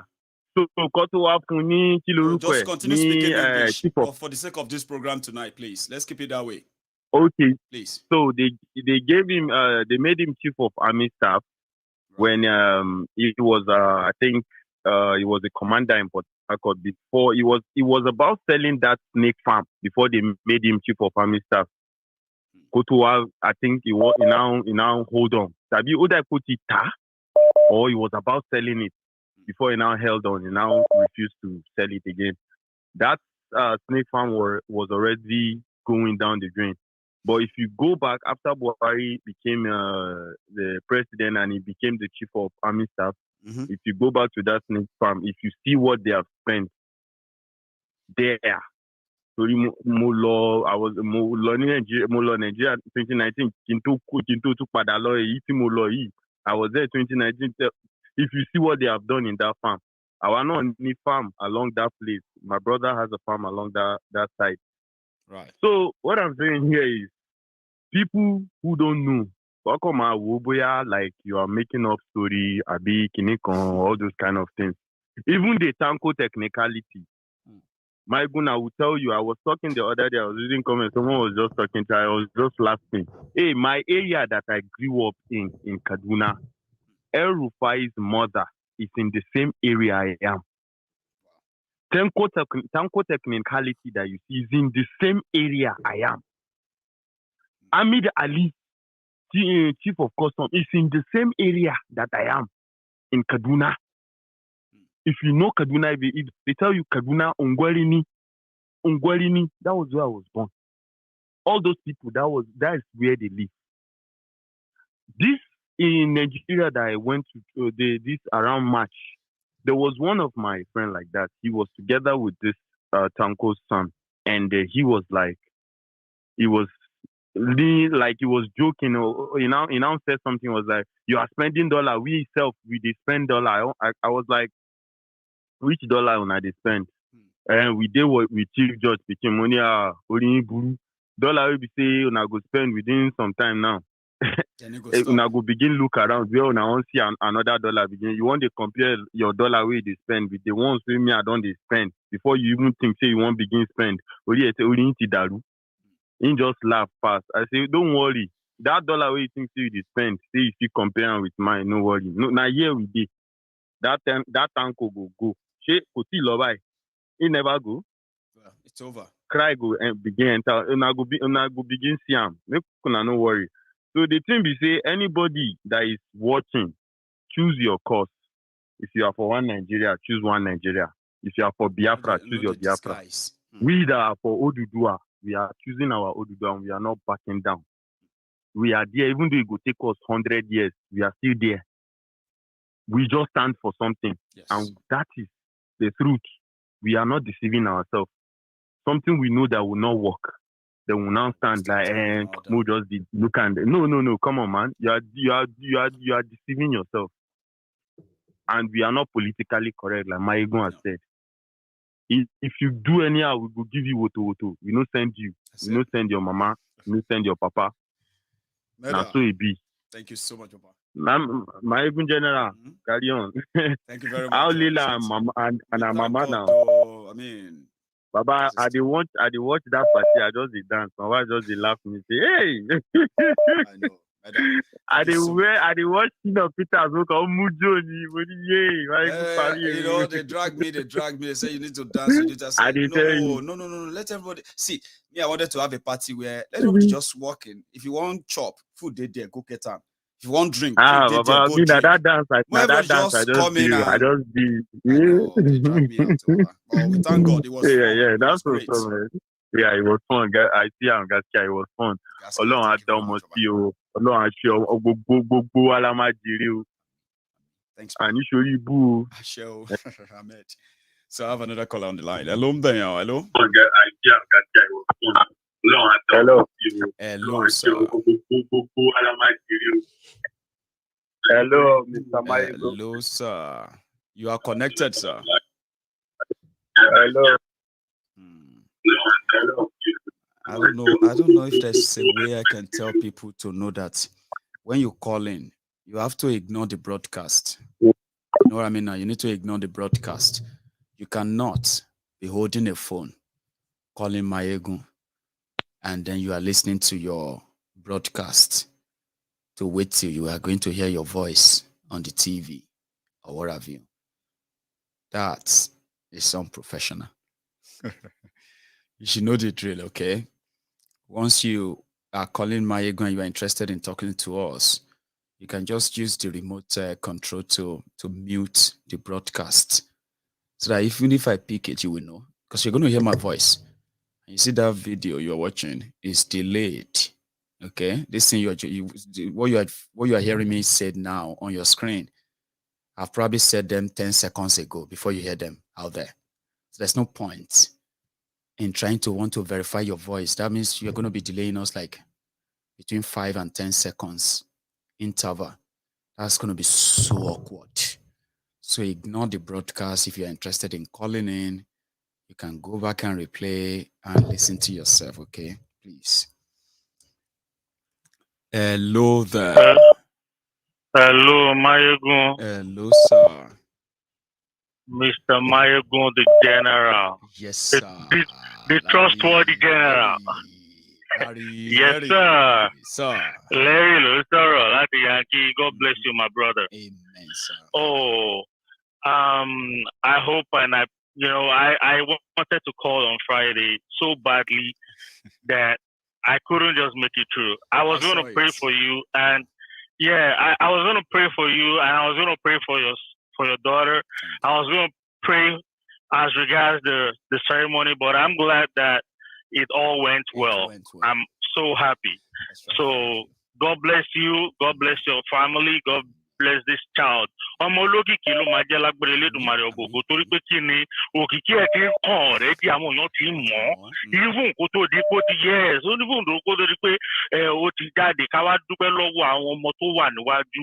Ká dúpẹ́ lọ́wọ́ Kòfó, ká dúpẹ́ lọ́wọ́ àbúrò Kòfó náà, ká tó wá dúpẹ́ lọ́wọ́ Gbọ́láwọn Ọmọrìnsọ́lá. Bẹ́ẹ̀ni, yes sir, because ẹlẹ́dàá wọn òun ló ṣe é fún bàbá wọn tí bàbá wọn náà fi déèyàn lénìí.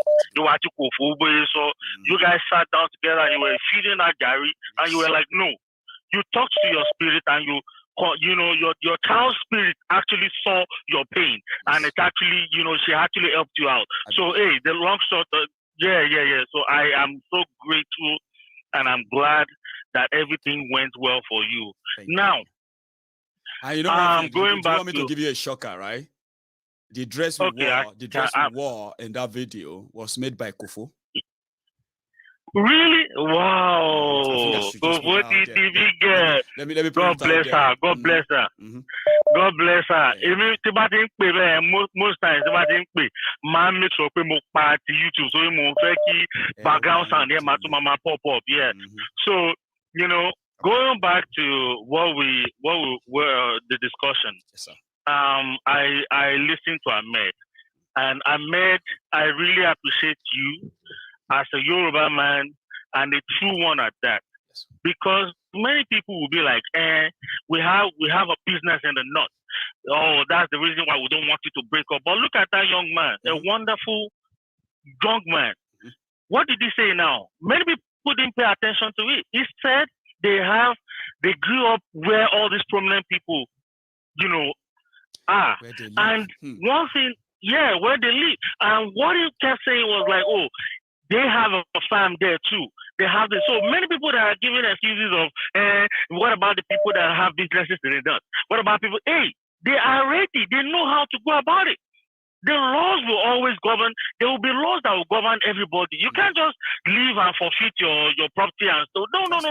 If you feel like if you feel like you want to sell it later on, fine. So be it.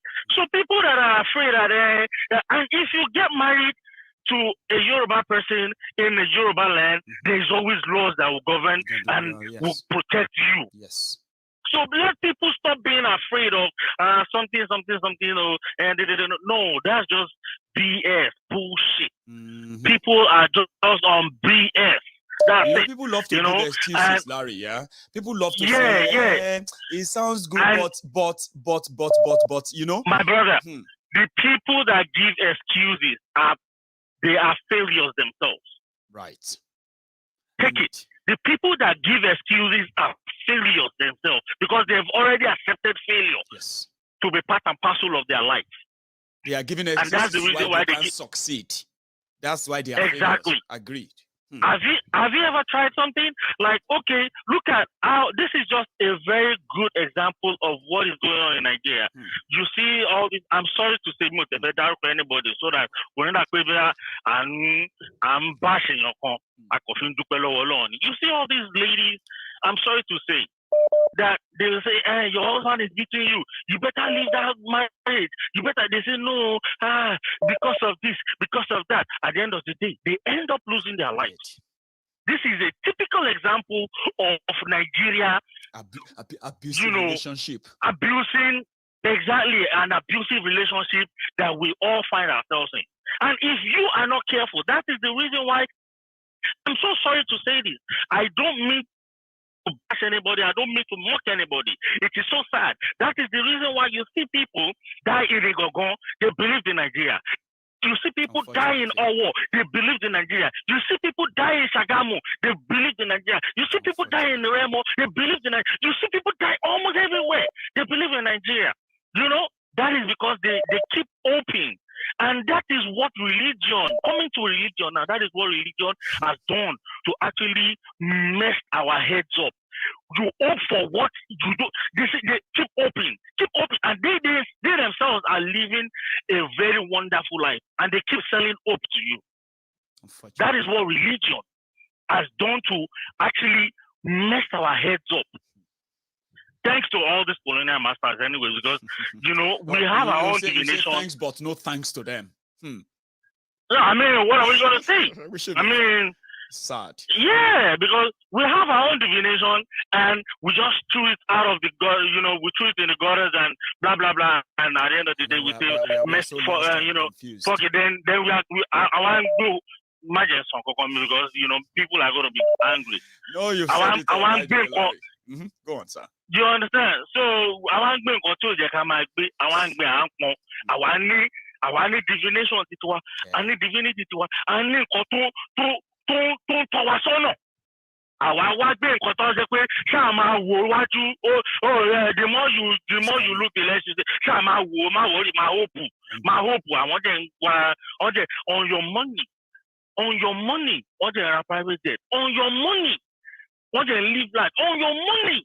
Our people can move from A to B to D on your money until the political lords buy you. Our so-called clerics on your money. Well, people that are thinking that Obi is going to change everything. Sowore has already said it. Good luck to that. Sowore has already said that Obi that is in the PDP camp for so long, that was under a thief called Atiku. For so long, he was under Atiku, trying to become vice president under Atiku, knowing that the system is corrupt. Yeah, he presented Atiku as a solution. A very smart, Baba. Yeah. So is that same Obi that you people now feel like, oh, he's just a saint all of a sudden? oh, why are Nigerians so stupid? Why are our people so stupid? Well, I mean, you think Obi is going to do it? You think Obi is going to do it? But he has dined and wined with the devil called PDP for so long.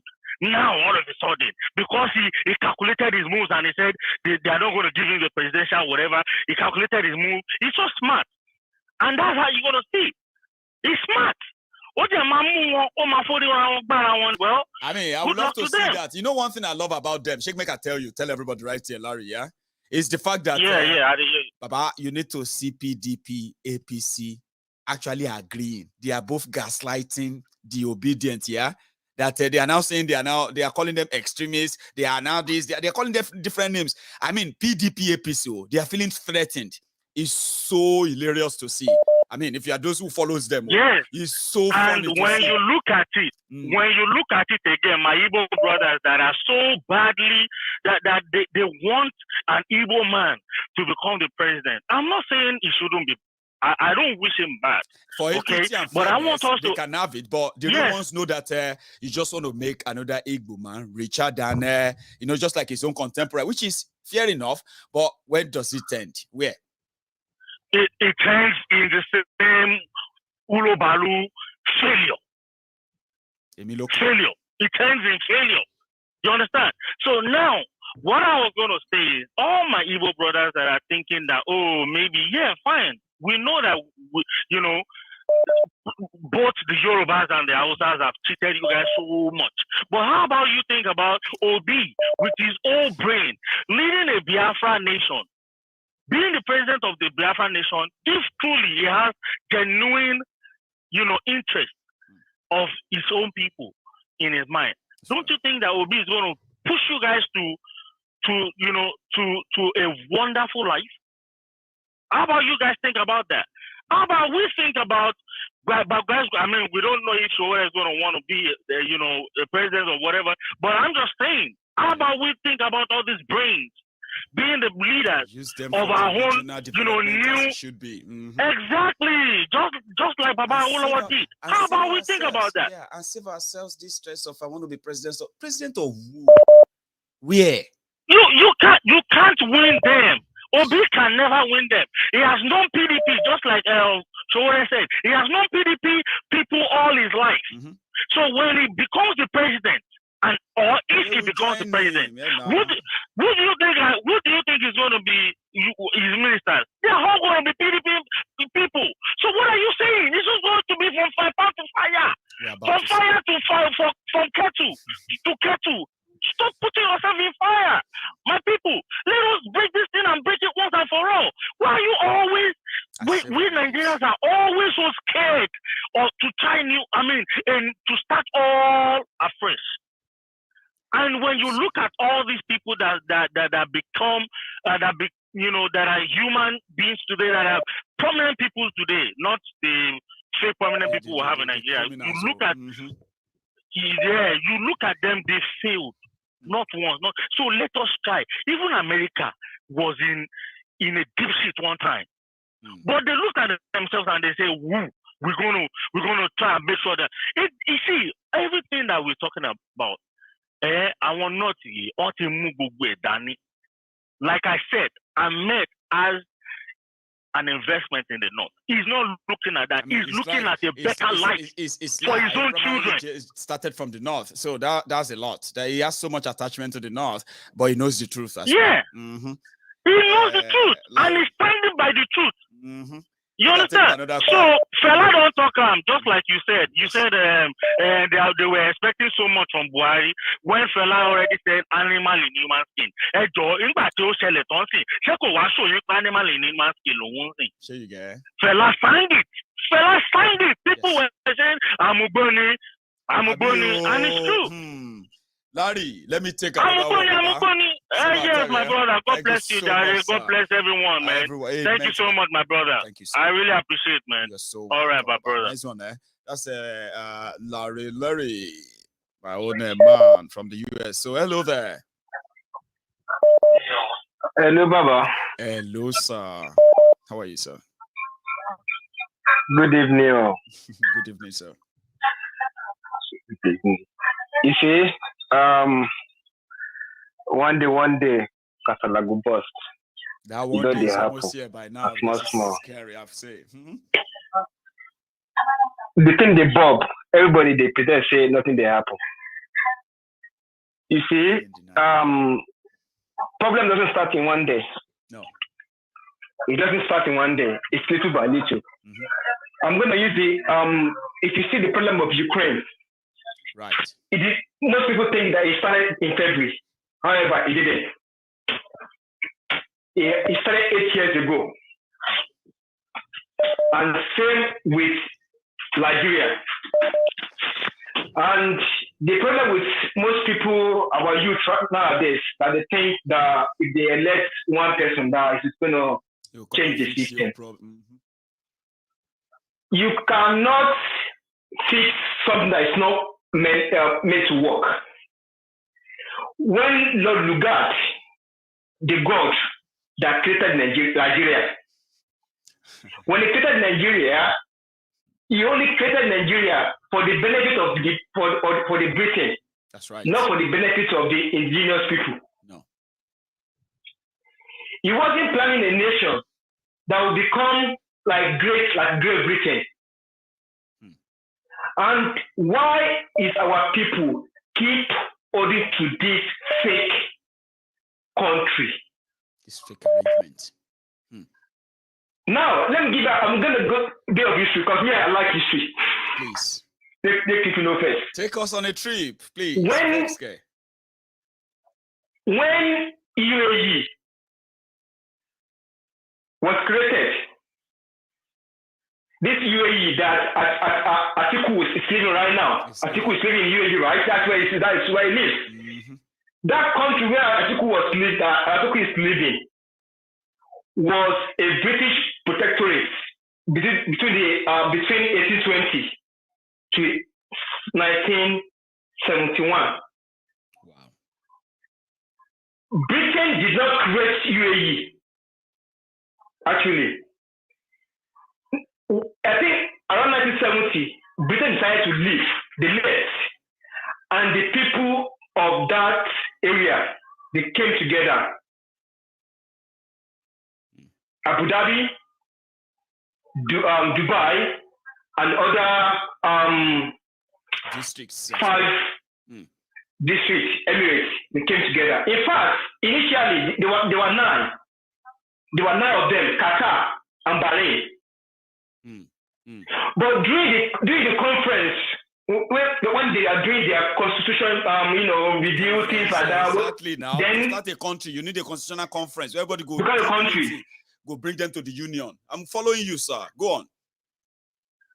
There was a disagreement between the leader of Qatar and Bahrain. So they pulled out. Now, there's another one. There's a little village which is the last emirate to join Dubai, to join UAE. That joined in 1972. And they joined because they feel that they want to be protected.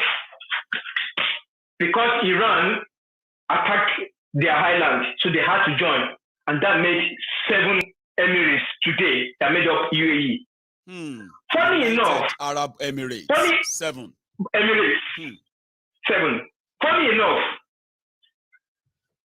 the tribe of Abu Dhabi is the same tribe of Arab of Dubai. They are the same tribe. They come from the same tribe because Arab get different tribes, but they are from the same tribe. But they had to maintain their distinct identity. Why Dubai hasn't got oil? Dubai decided to maintain their identity by investing, by diversifying their economy into tourism and real estate. Right. Do you know in 1971 when Dubai was negotiating the constitution, the population was just 86,000. In Dubai, one of the Emirates. Now, Dubai was 86,000. in 1971. The entire population of Dubai in 1971 was 277,000. If in comparison, Ibadan was 841,000 in 1971. Wow. Now today, the house where the union was built, they call it Union House. That is the reason why Dubai can progress from a fishing village to where it was right now. Our people need to understand something very clearly. Nigeria is like a plane that was made with an engine of a motorcycle. You now have a pilot, but the pilot lies that is a pilot, but it's not a pilot. So you employ the pilot to fly the plane. The pilot got there, he couldn't fly the plane. You send him away. You now got another pilot. He likes that he can, he's a pilot. I can fly this plane. But unfortunately, he didn't finish his school, so he couldn't fly it. You send him away. You now end up finding a real pilot. You now ask him to fly it, thinking that he's going to fly it. He tried it, he couldn't fly it. Because the problem is not the pilot. The problem is the plane. I'm sorry for people with the follow Peter Obi. The problem of Nigeria is not choosing another leader. Or another personnel. It's about looking at the structure.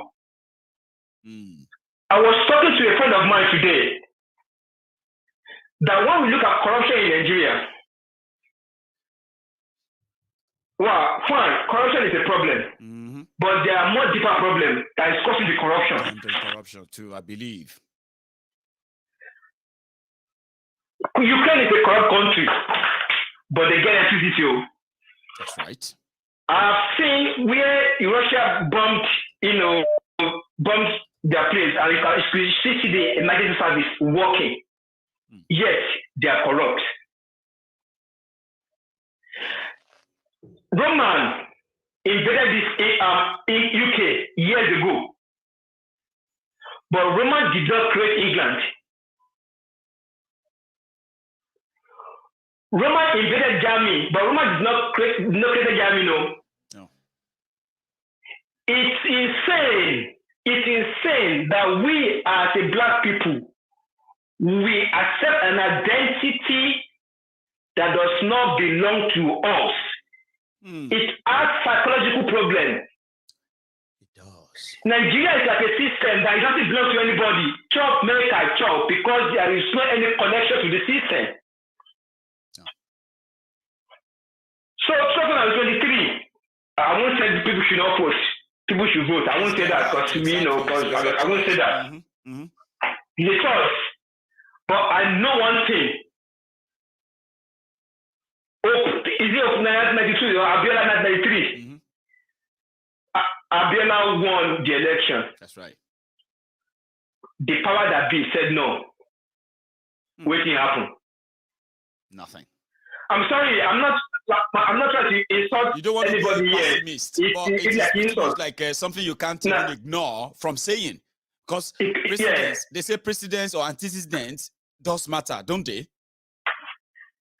Yeah, of course. Go on. So if I say okay, let's assume Peter Obi win the election. It's them. Who is going to counter? You think Nigeria of today, they will say for Fulani-led government, you say an Igbo man has won, now take the power and go. Do you think that is actually going to happen in Nigeria? That Abiola won an election against and the power that he said no. Plan and what have you? And they killed him for insisting that he wanted They killed him. You know, so we need to stop deceiving ourselves. We need to face the real problem, the root cause of what we have right now. As a Nigerian, people that call themselves Nigerian, because I'm not a Nigerian. I'm a Nigerian by paper. Because no, I'm a Nigerian by paper. That's the fact. Choice. You know what I say to people, sir? You know what I say to people? I say I am Nigerian, not by choice. Okay? That if I have a choice, I can choose where I will choose to belong to. But today I woke up and they say, okay, you are a Nigerian, and if I have a choice, I can choose otherwise. Nigerian. Go on, sir. Yeah. And I do have a choice. Maiyegun, do you know? Maiyegun, do you know? You don't belong to a nation by paper. No. You belong to a nation by your heart. By heart. That's right. In this country, in England, we've seen people that are English by paper, and they still plan terrorism against the government of the UK. Mm. But their heart is in Pakistan. Their heart is in Afghanistan. That's right. You know, so because I'm carrying Nigeria paper does not make me a Nigerian. Please tell them. What makes Yoruba, Yoruba? Yes. And I really feel bad for the minority groups in Nigeria. I feel bad for them. I feel bad. And if any minority group is supporting one Nigeria, they are actually making themselves worthless. And I will explain. Then I will drop this call so people can talk. I'm Yoruba man today. If assume that Nigeria remains as a state, but we know that is not possible anyway. It's a matter of time. Let's assume. Let's assume. Do you know my children can one day become the president of Nigeria? Absolutely, as a Yoruba man. Yes. As a Yoruba man. Mm-hmm. But a man, a man, does not have the chance, making your money, does not have the chance to lead Nigeria. No. Even though the constitution say we are all Nigerians. Yes. That means I'm a Yoruba, as a Yoruba man, I'm more Nigerian than some others too. Even you yourself, you also should know your level too. There are others who are even more Nigerian than you. But like you said, and they said we should deny that it doesn't exist. How easy is that? Until we got one last point, please, for every sorry, please, what I say. Now, do you know the reason why there is all these governalism in Nigeria? Tell us. The beginning of governalism in Nigeria. The reason why we have this thing is because the way that when Nigeria had their independence, every ethnic group have to have a representative. You know, yes, that represents their ethnic nationality at the center. Yes. Mm-hmm. Center. That is where governalism, began. That's what that changed. Like then maybe a politician has to rely on someone. But do you know if Yoruba nation became a nation today, yes, and an independent nation today, yes, automatically governalism it's completely maybe not in one day from our own polity, of course. That the need of it will be gone. Absolutely. And it is possible. Okay, boss. Thank you so much. Thank you very much for the time. I had a wonderful chat with you. It's a long one, and it's pretty much like educating us. So thank you so much, sir. You have a good one. So I'll take one more. Hello there. Hello. I just took another call, and I pray I haven't lost that. Hello there. Can you hear me?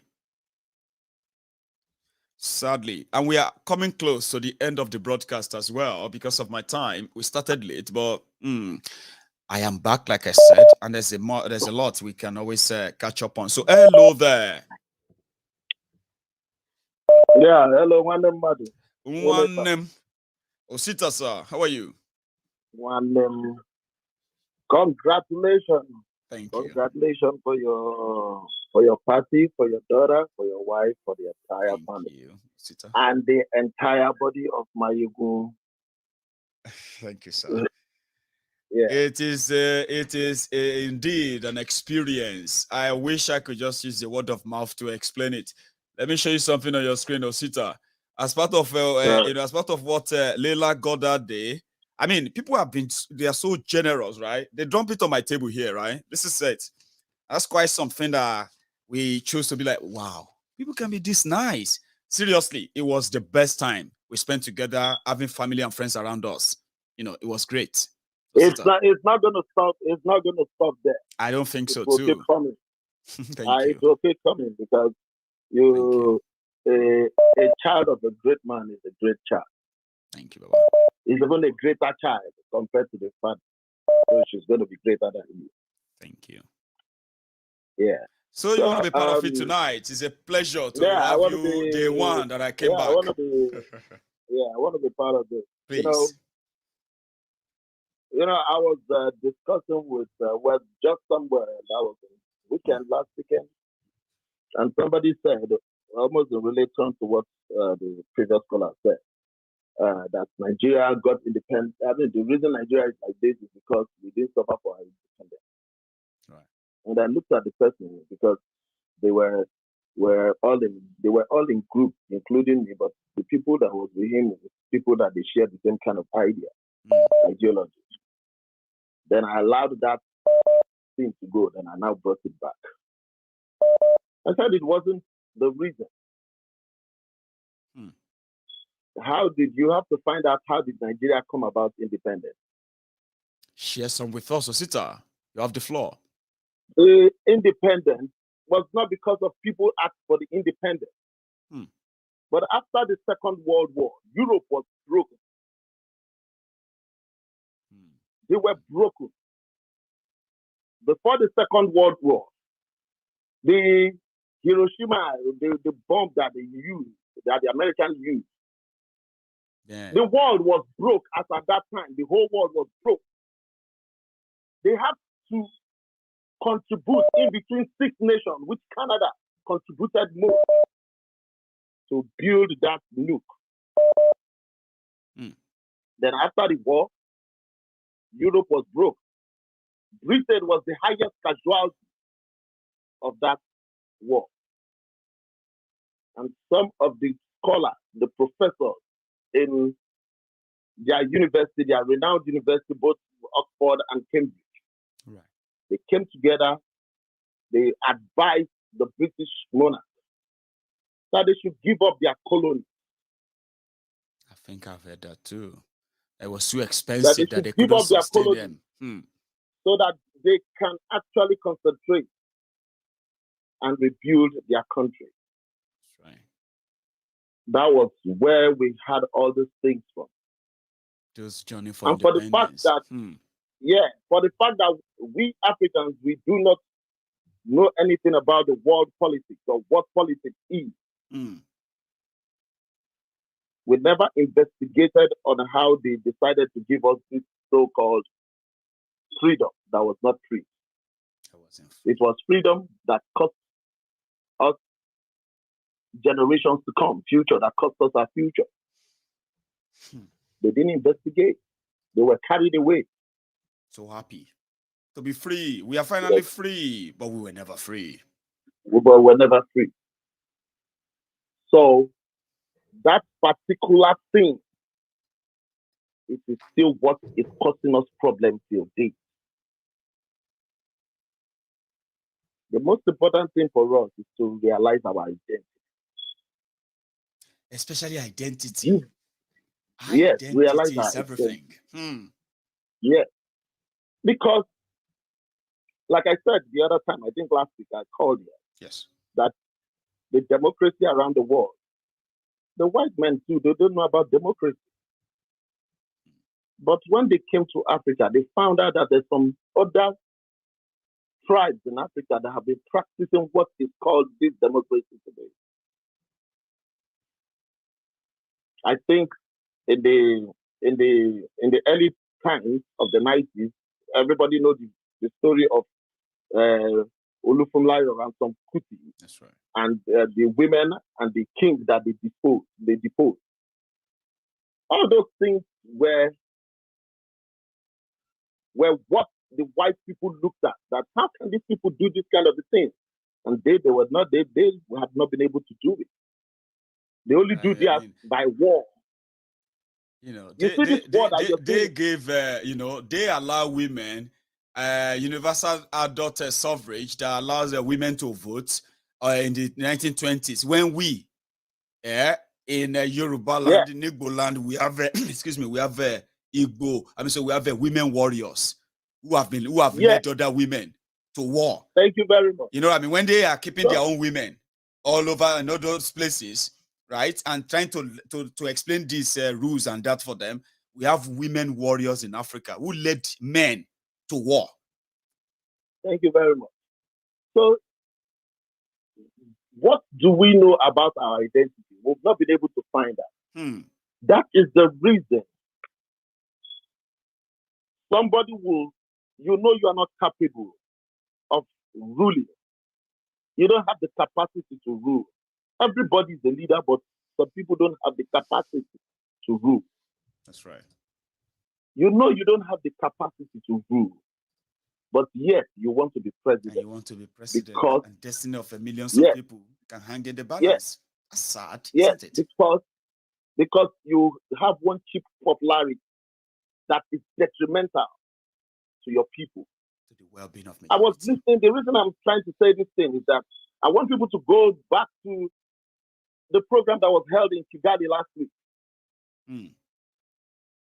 In Kigali last week, the president of that country, Kagame, he explained a lot of things, and those things bulges to what is happening in Africa today, right? Whereby people will commit crimes, they will commit genocide. They would name about 21 people who is in this thing. And at the end of the day, they put some people in prison. Then the Western world will say, don't put this person in prison. Even if we know that what was done. The president came out that is the way they call him on phone. Don't put this one in prison.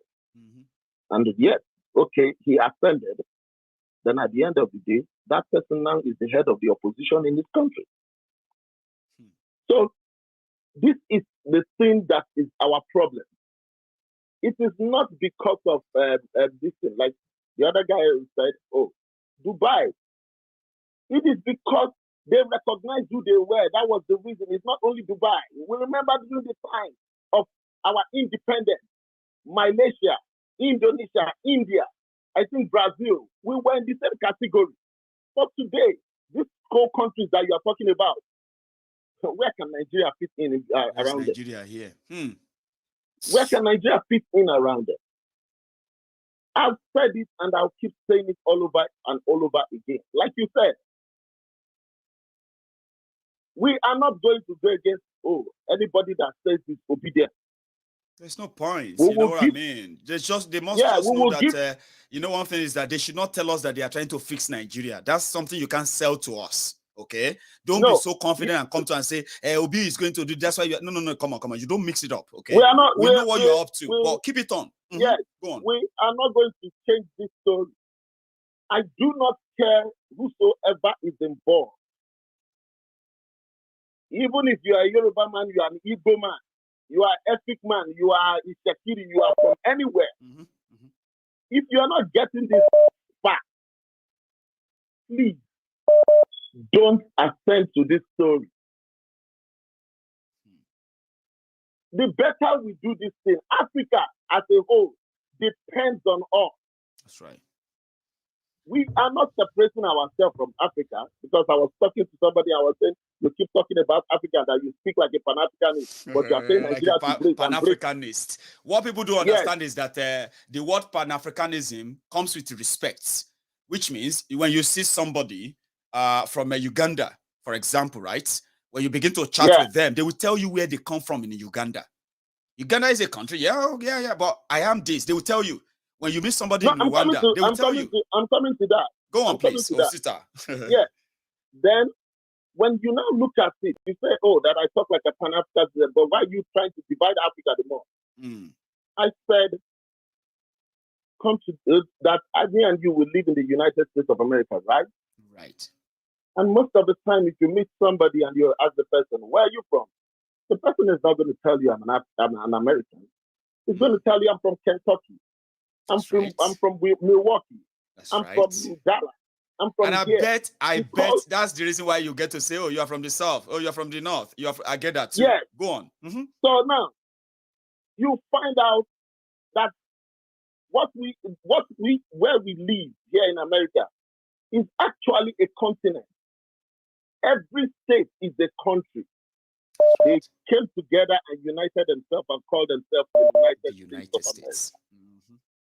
I said, when we are talking about Pan-Africanism, we could be a country that came to one accord and say we want to be called African states. The United States of Africa. Yeah, that is what we are talking about. I said, so why not?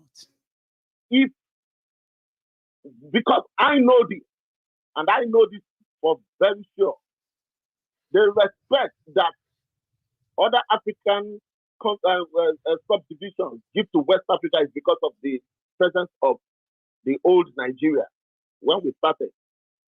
And I said, don't you think that the world is waiting for us? And don't you think Africa is waiting for us?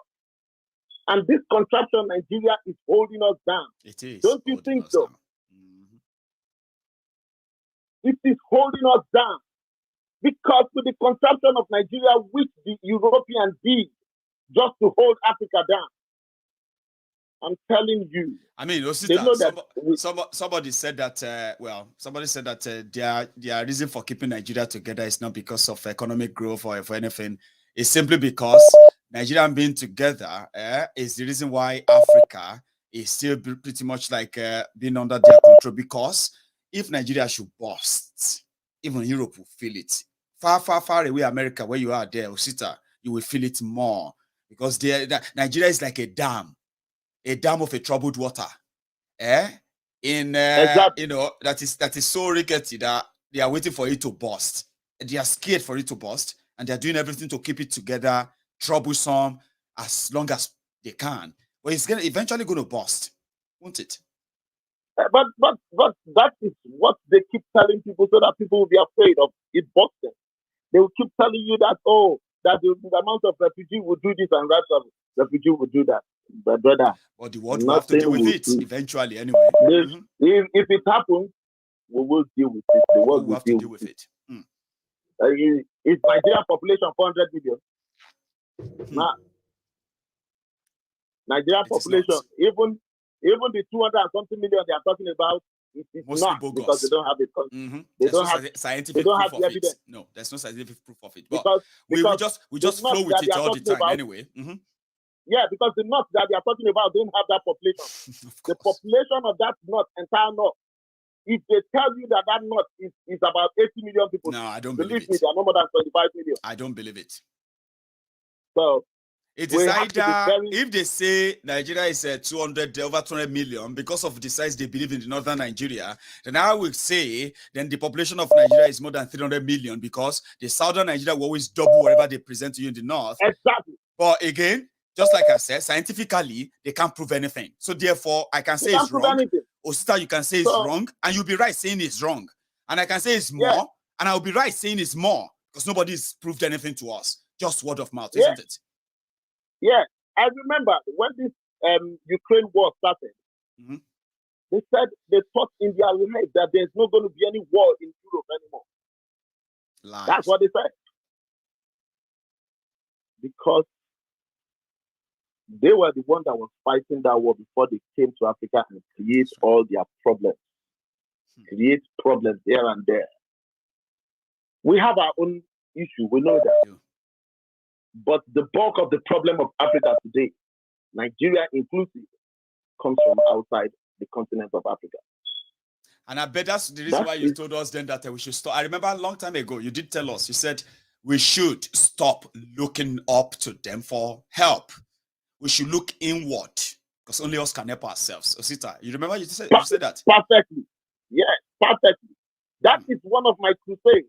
I remember. I will never forget. You repeated it that day. We were having a very lovely conversation. It was like, oh, we're going to go to the UN. We're going to do this, and then you just called in and you just deflated the whole bubble that we needed ourselves, and you explained that day. I remember.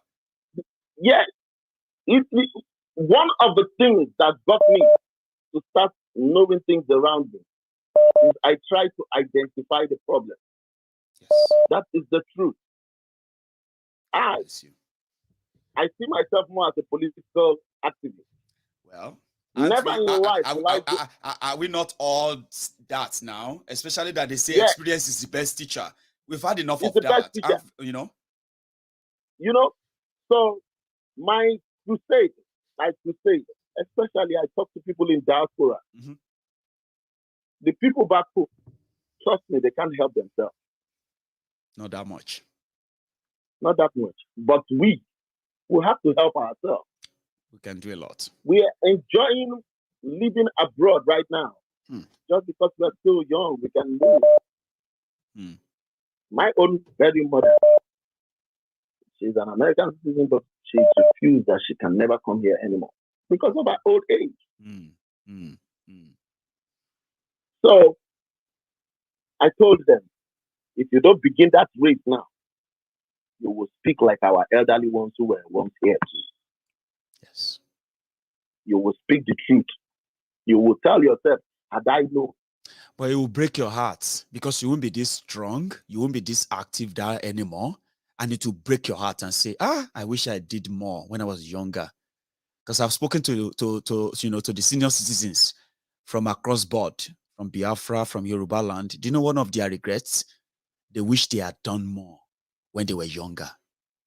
Because they saw it, but they just thought the whole thing would disappear at some point. Now, it has almost consumed us now. And their regret is, I wish I did. That's why they are so proud that young people today like us are really, really speaking up and speaking towards the problem for real, preferring solutions. So if you have a chance now that you are younger and you are passing it on and passing it on, one day you'll be older and it will be so full of regret that I wish I did more when I was younger. Or am I wrong, Osita? I keep asking myself one question. Where were these people in the north when the southwest was doing well and the southeast followed the same suit? Mm-hmm. What were they doing? They were working towards the quota system that the South will have to work with if they want to have peace. What were they doing? Quota system. I called one of my friends who is related to the Oriental Brothers when they sang.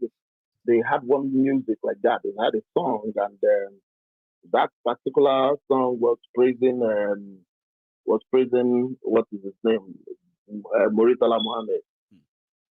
But I now called the guy and I was saying that your uncle was part of the person that sang this horrible song.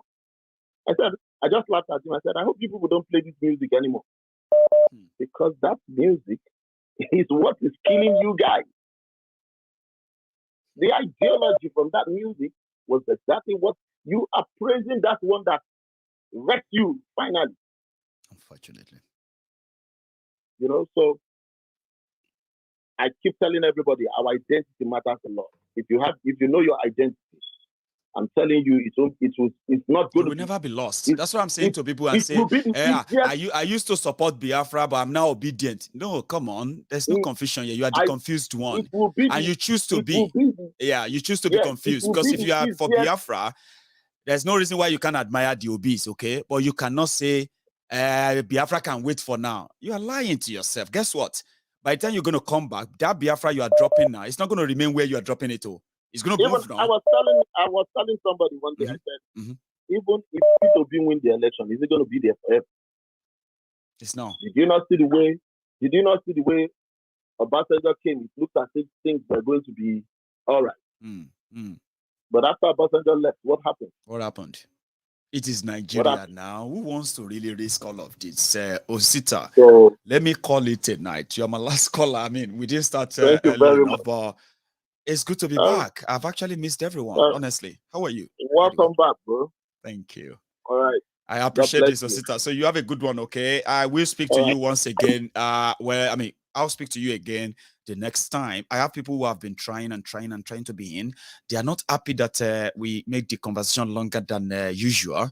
But again, sometimes it's so good to let people finish what they have to say, especially if they are making a lot of senses. I have spent a good night with you tonight, and I bet you enjoyed yours like I did. And if you are just joining us, you can take your time to watch this from the start again. It's quite interesting tonight if you are just joining us. And if this is your first time, second time of watching MaiyegunsDiary Politico, but you've never really took your time to really subscribe or stay back, now you won't be missing it next time if you stay back and subscribe. Set your notification to on. Set them on every 8 p.m. every night, except once in a while when I have a family emergency or something comes up that I won't be able to actually show up and speak to you. So set your notification on, and every time Maiyegun is live, you always have a time to be notified, and you can be part of this all the time. It's quite interesting, always on MaiyegunsDiary Politico.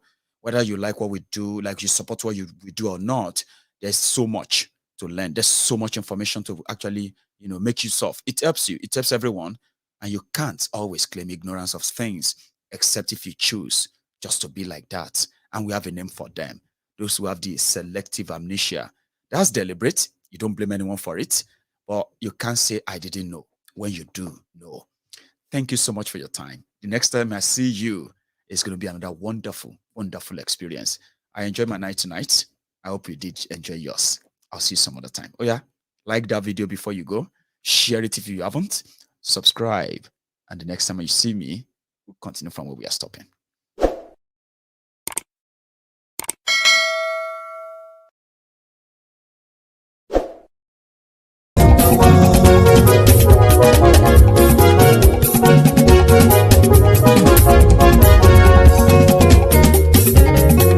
Àní ẹ̀sùnra kì í. Maiyegun ti dé. Maiyegun ti dé. Ọ̀jẹ̀lú ẹ̀sùnra kì í. Maiyegun ti dé. Àní ẹ̀sùnra kì í. Maiyegun ti dé. Lórí Facebook. Maiyegun ti dé. Àní ẹ̀sùnra kì í. Maiyegun ti dé. Lórí YouTube. Maiyegun ti dé. Àní ẹ̀sùnra kì í. Maiyegun ti dé. Bọ́ bàbá gbé wúrẹ́. Maiyegun máa wí. Àní ẹ̀sùnra kì í. Maiyegun ti dé. Ijó ìgbádìyẹ. Maiyegun máa wí. Àní ẹ̀sùnra kì í. Maiyegun ti dé. Presido bá rúfin o. Maiyegun máa wí. Àní ẹ̀sùnra kì í. Maiyegun ti dé. Tí gómìnà kówó jẹ. Maiyegun máa wí. Àní ẹ̀sùnra kì í. Maiyegun ti dé. Ọlọ́pàá tí ń darí bá. Maiyegun máa wí. Àní ẹ̀sùnra kì í. Maiyegun ti dé. Aṣòfin tí ń rúfin o. Maiyegun máa wí. Àní ẹ̀sùnra kì í. Maiyegun ti dé. Òpùrọ́ olóṣèlú. Maiyegun máa wí. Àní ẹ̀sùnra kì í. Maiyegun ti dé. Ọ̀jẹ̀lú ẹ̀sùnra kì í. Maiyegun ti dé. Àní ẹ̀sùnra kì í. Maiyegun ti dé.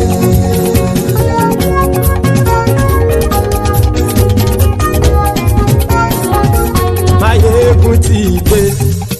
Gbogbo ọ̀jẹ̀lú ẹ̀sùnra kì í. Maiyegun ti dé. Gbogbo ọ̀jẹ̀lú ẹ̀sùnra kì í. Ṣùgbọ́n ní bá ti ṣe èyí tó yẹ kí wọ́n ṣe, ọmọ bá dèrò ní fi wọ́n níran o. Maiyegun ti dé. Gbogbo ọ̀jẹ̀lú ẹ̀sùnra kì í. Maiyegun ti dé. Gbogbo ọ̀jẹ̀lú ẹ̀sùnra kì í. Ṣùgbọ́n ní bá ti ṣe èyí tó yẹ kí wọ́n ṣe, ọmọ bá dèrò ní fi wọ́n níran. Wọ́n fowó bẹ́ẹ̀ o, Maiyegun ó sọ pé wọ́n ò bẹ́ẹ̀. Wọ́n fowó bẹ́ẹ̀, Maiyegun ó sọ pé wọ́n ò bẹ́ẹ̀. Oníkan wọ́n ṣáàtì ṣe èyí tó yẹ kí wọ́n ṣe fáwọn ará ìlú tó gbé wọn débẹ̀ o àyè. Maiyegun ti dé gbogbo ọ̀jẹ̀lú ẹ̀ súnra kì. Maiyegun ti dé gbogbo ọ̀jẹ̀lú ẹ̀ súnra kì. ṣùgbọ́n ní má ti ṣe yìí.